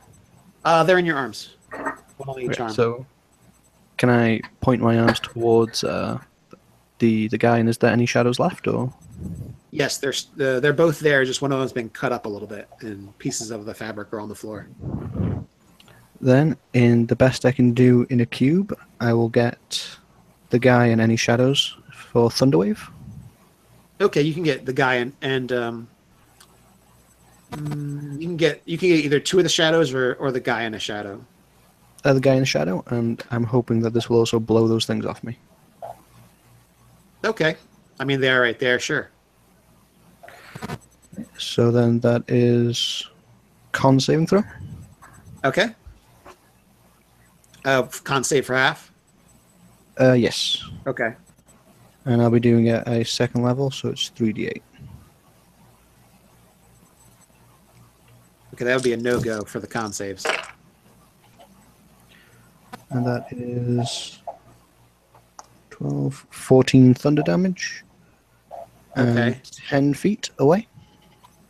As you're the emanation point for this shock wave of thunder. As you begin the spell, the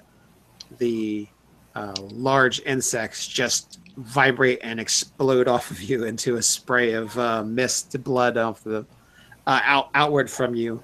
The shadow pieces are ripped from it, and it knocks them back, right? Doesn't it? Yeah, 10 feet. Okay.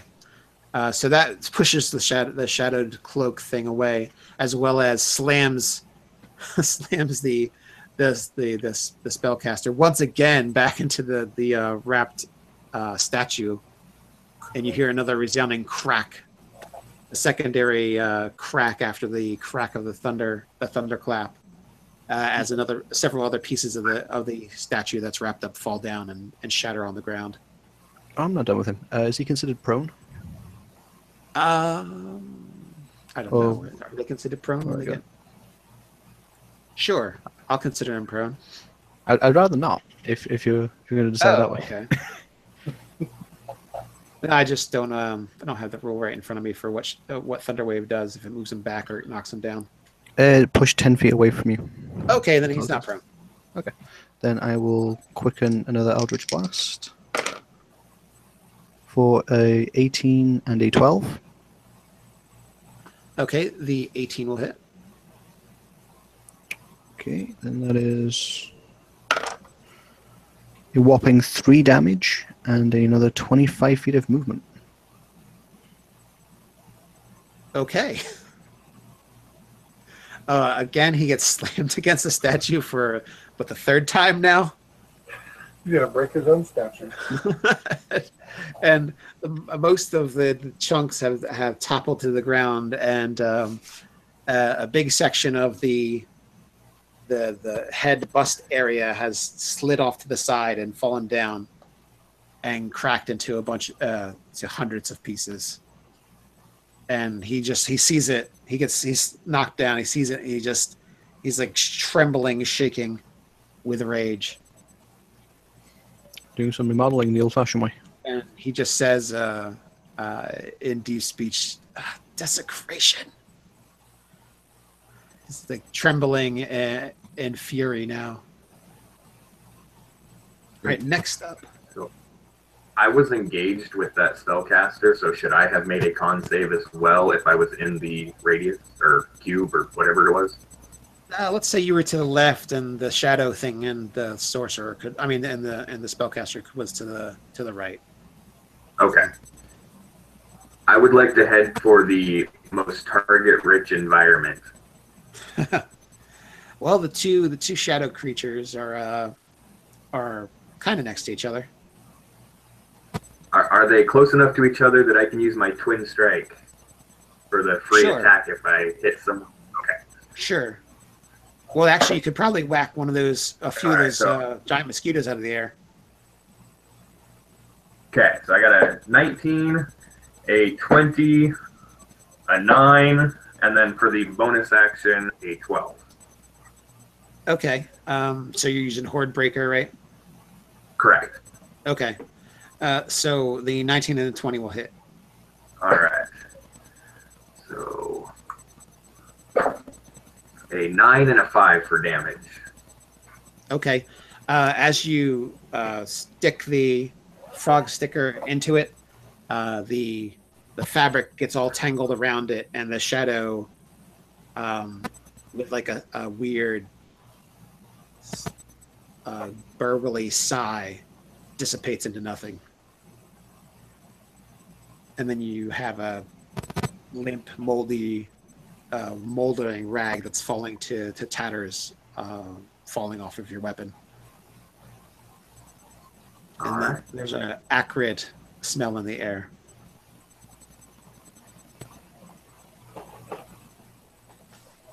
All right. Sean? The tiger is loving this game where the quarry just keeps moving away from him. You know, mouse. So this is kind of nice. Well, he's getting slammed 25 feet, but he's really only going like 3 and getting smashed against. So how far is he from me now? You tried to pounce on him, so he's like kind of right there. Well, my question is, can I use some movement to move away from him and then come back the 20 feet to pounce? You I have could. 20 feet of movement. You could, but it would be through clouds of mosquitoes the size of your head. Not in favor. It's worth it. But I like to pounce. I think he wants to pounce. Okay, well then you can do a little circle arc through the mosquito-ridden area zone and make it again. All right, claw attack. 17. The 17 will hit. Okay, and the nice gentleman in the creepy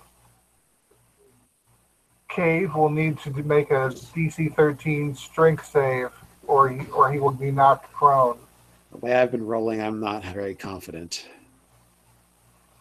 Ooh, a 19. That's a surprise. Yeah, that's a surprise considering I just rolled like 5 Sturge attacks on you and didn't hit once. All right, well then he doesn't get bitten. So a whole bunch of buzzing mosquitoes fly around you and attempt to latch onto you, but you're just too quick, like a lightning cheetah. You zip around and dodge around and then go back for the leap. In that case, 6 points of damage from the claw. All right. You've seen that some of the markings are marred on his body from the different blasts he's taken, and the claw mark you just raked across his chest. Don't mess with lightning cheetah. That's right. Let out the mighty roar. Lightning cheetah.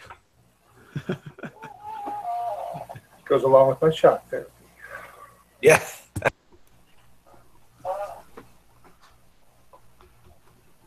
All right, I am up, aren't I? Only if you want to be. Yes, I must attack with these mosquitoes.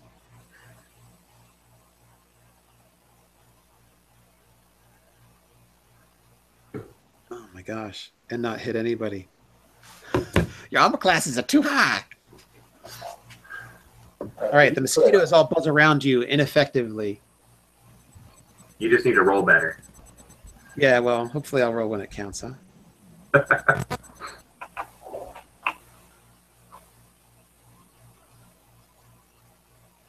I really like. I miss the Google dice roller. I'm missing that. Is there any way to bring it in or no?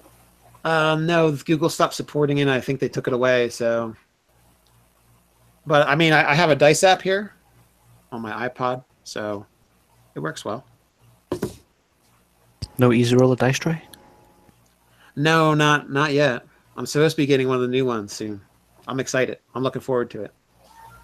Yeah, I just ordered one of those myself. I can either get a new iPhone or make my house payment. Well, it's understandable that, you got to have priorities, right? Yeah, who needs a house? All right.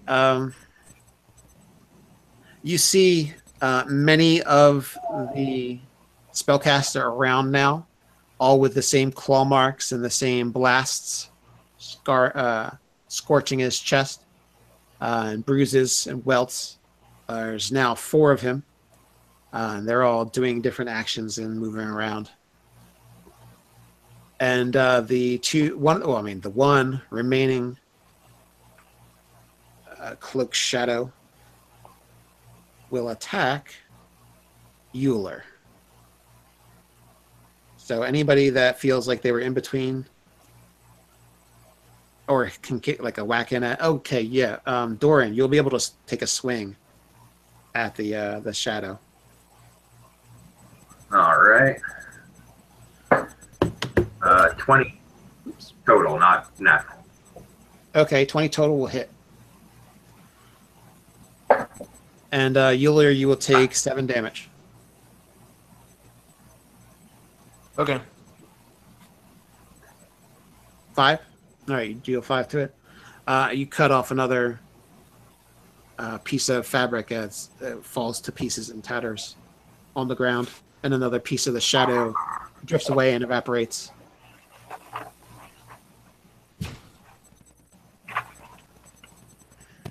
All right, 2 initiative is now up.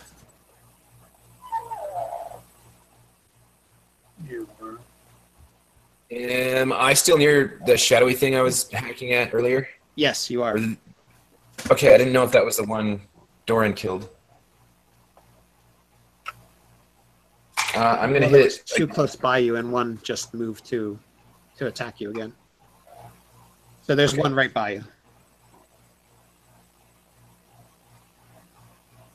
Does a 14 hit?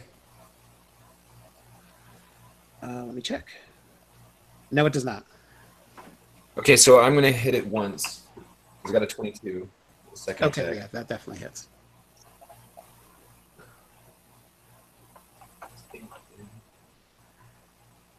So that's 12 damage. You know, I'm gonna burn one of my luck points. I have the lucky feat. Okay. Just to hit it again. That's better. That's a 19, so that's a crit for me. Great. Okay, that definitely hits.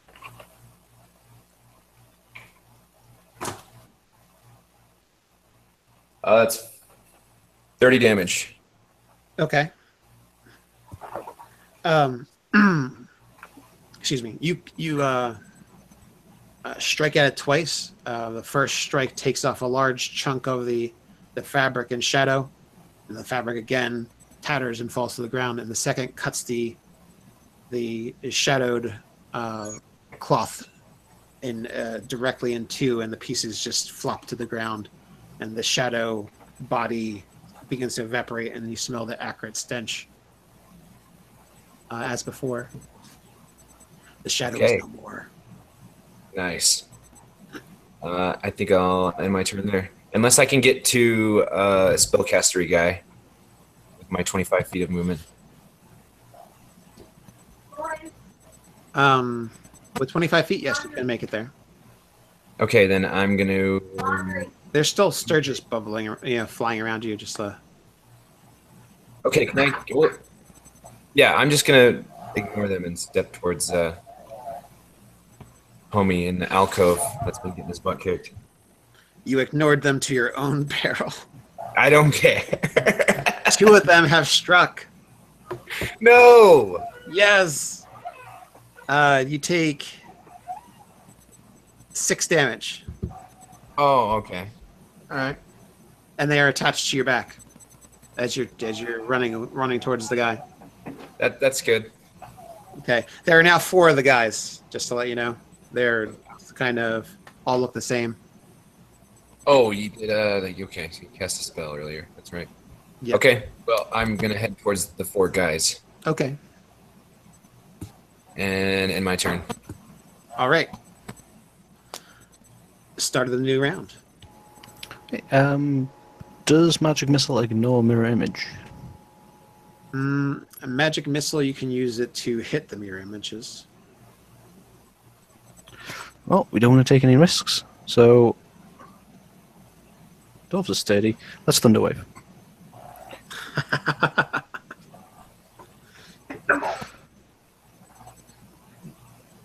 Okay, so it's con save.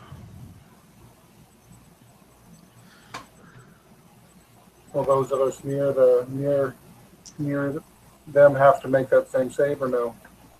There's only him left, so unless he's trying to get some Sturges in on that, he could probably just get close enough to blast him. Yeah, I just want that guy. Yeah, he fails that save. That's a whopping 6 thunder damage and 10 feet of movement. Again, for the 4th time, you smash him against his statue. You know I'm not done. Ever heard of the nag, man? Stop nagging me. What's our name? I'm getting nagged to death here. Okay, so... Fuck, dropping dice everywhere. Then I will, with my last sorcery point... Let's Eldritch Blast him. Can we hit him again? No. So 7 and 8. No. All right. You have missed him in his images.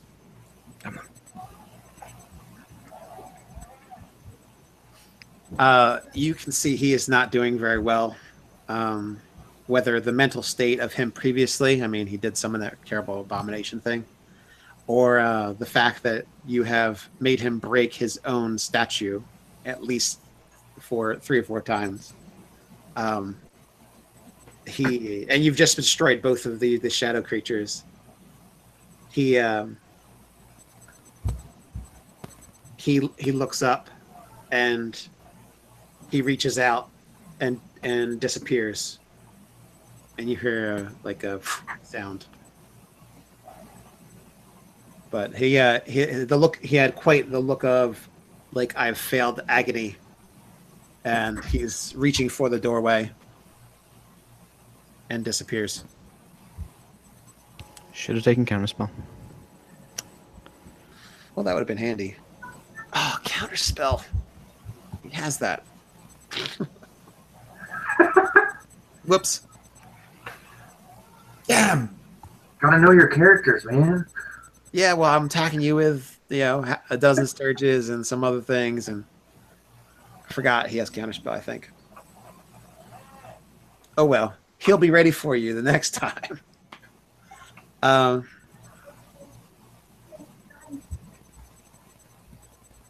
What do you want to do? So he's gone? Well, he's disappeared. Okay. He kind of looked like he evaporated in a puff of mist and smoke. I'm just going to start swinging my sword around if no one's near me. Okay. Can I roll for anything like that, or? I'm just gonna say he's not right next to you. You can swing, but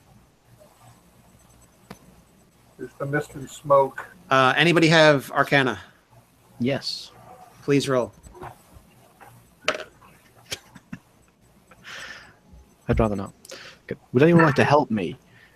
Would anyone like to use inspiration to help this person? I'm going to help. I'm going to be like, good job. How much inspiration do we have? Technically, you all started with 1. Technically, I could be rolling some of this. I'll throw in inspiration if it helps us find this guy. We must end it. That's much better. That's a 19. You know the spell he used, just like you know the previous spell he used. He used mirror image, and then he just simply misty stepped. Oh, then would he still be within our view? Like if we turn around? 30 feet. So as you realize this, you turn around and look up the stairwell, and you see a shadowy figure up at the top of the stairs. 4 shadowed figures up at the top of the stairs, and he looks like he's trying to sneak away. Oh, hell no. He's like crouching and kind of like quietly trying to move away. Does he have to make a dex check to go up those stairs? He mistied up the steps. Can I jump up? Can I move and jump up the stairwell and avoid the steps and pounce on him? All in the one fell swoop, or no? It's about 10 foot high. I guess the distance from the bottom floor to. Can I just blast him? Yeah, you could probably just blast him. I can't blast him. Someone can blast him. I can't. You could probably run up the stairs and I don't know. I think a tiger could. Tigers have a pretty good. I think a tiger could run, jump 10 feet in the air. At least just to be able to avoid the slipperiness of the stairs. Yeah, go for it. Google it. I got a 15. Okay, you got a 15 to hit. Is that him? I just had his armor class here.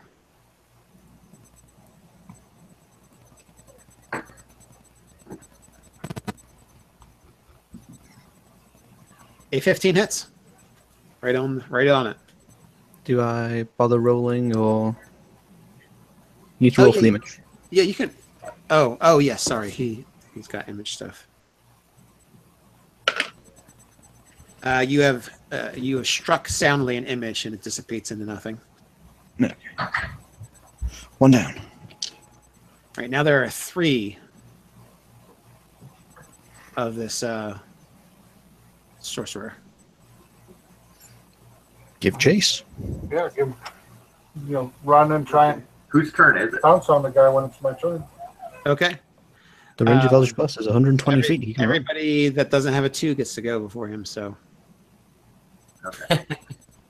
So can I shoot twice with my bow? Yes, but you'd have to drop both. You'd have to drop both your weapons, draw your bow, and fire. So. Yeah, it doesn't matter. I rolled a 2 and a 3. Well, yeah.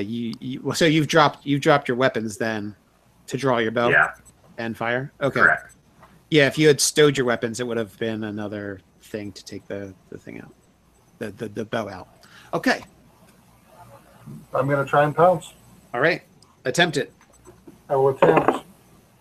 16 on the die and plus 3, 19. Okay, you have definitely hit. The DC 13. You have hit him. Con save. As you jump and as you dash and jump up into the top of the stairwell, you hit solid spellcast, and he is slammed back as you jump into him. You said the con save, right? No, it's a strength save. DC 13 strength save. He did not pass it unless you roll a 1. It's not a roll off, is it? It's just a no. DC. Okay, yeah, he failed. I get to attack him again. He failed. Okay, now I get to bite. So we will attempt that. I say since you have pounced on him, you know who the real one is, even though he has images around. Okay. So you'll definitely hit him. Okay, yeah. 14. Is that on a die or 14 with total? Oh, no, on the die. Sorry, it's which plus the bite is plus 5. Okay, that hits. Yes. All right, D10 plus 3, which is 10, so 13 damage. Okay. As your toothy maul bites into him, you hear him cry out, gasp, and then fall still. Well, I will keep my grip around his throat just to make sure that he's dead. Okay. Shake him a little bit. All right. He's definitely dead now. He's fallen completely limp in your maw. Yeah. I'm scolding my bow. And his images fade and disappear into mist and smoke.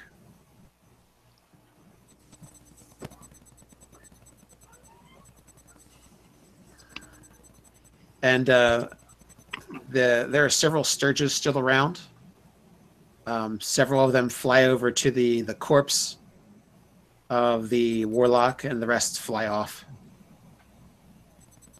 So they don't seem to be interested in trying to kill prey that has seemed to be unhittable, unbiteable.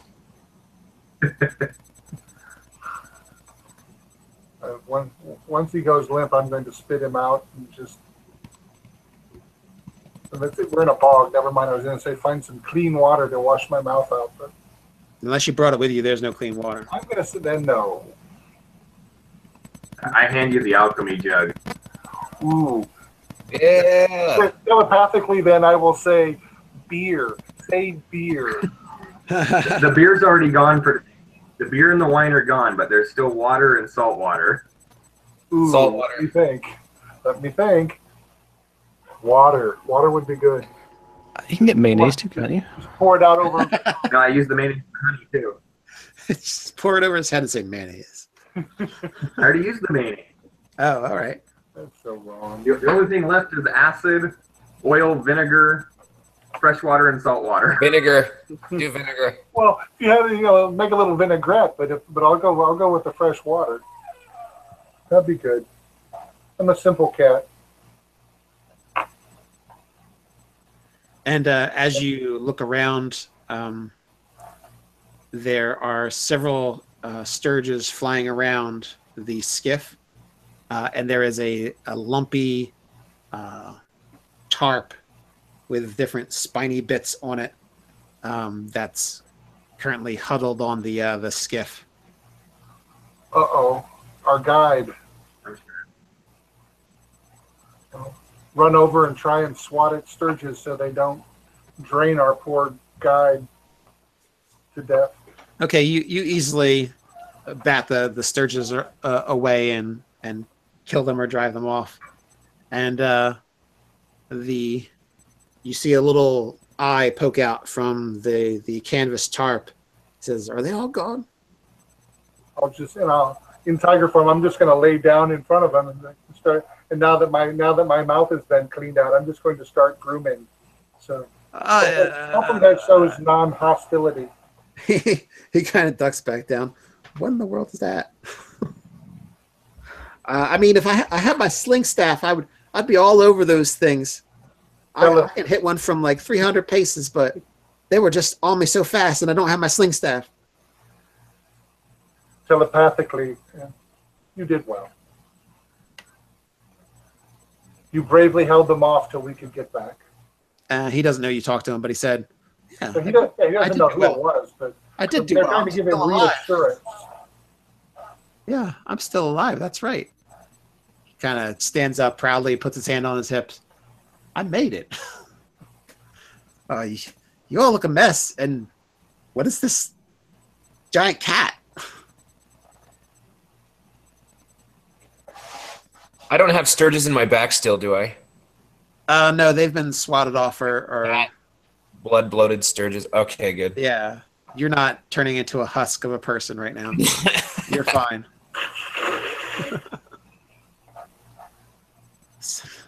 Well, I hope you found what you're looking for, because I'm very interested in no longer being here. Yes, sir. So are we, I believe. Right, guys? I think so. I don't think we need to search for any more mushrooms, do we? Well, you do see, you noticed, I mean, you guys all came up to finish the warlock off, but you did notice there were tucked in back behind the alcoves different rotting masses with these mushrooms, these slimy mushrooms growing out of them. Right. Should we see if he had anything else secreted down there, or we satisfied that was the source of the slimy mushrooms? And can we think of a way to seal that off so some other fool doesn't go down there and start this up all over again? Well, Can I blast his corpse into the roof repeatedly until it just collapses in?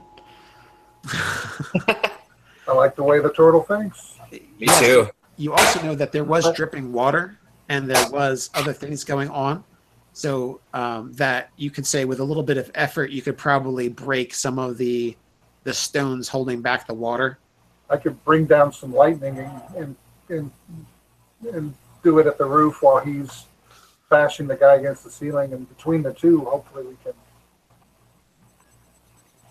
Right. So While they're doing that, I'm going to go. So you go and blast the ceiling and blast different parts of the structure, and the druid calls down fire from the heaven in the lightning form, and giant bolts blast apart the different pieces holding the roof up, and a big wave of water pours in now that the space is no longer kept safe from the bog, and it looks as if a giant watery maw has just simply swallowed the ruins. And bits of stonework and columns are left jutting out of the waters as the only evidence that the ruins were there. Brutal. While they were pretending to be demolition experts, I was looking for bright yellow mushrooms. You did find some on a log, off a bit of ways. Perfect. I eat them. Okay. Do you have survival? You do have survival. I do. Oh, so you know these mushrooms. That's right, you're a ranger. And you've got swamp. You know that these mushrooms are valuable and tasty. They taste like... Don't care about the money. Care about the tasty. Yeah, they taste like a delicious chicken stew roasted flavor.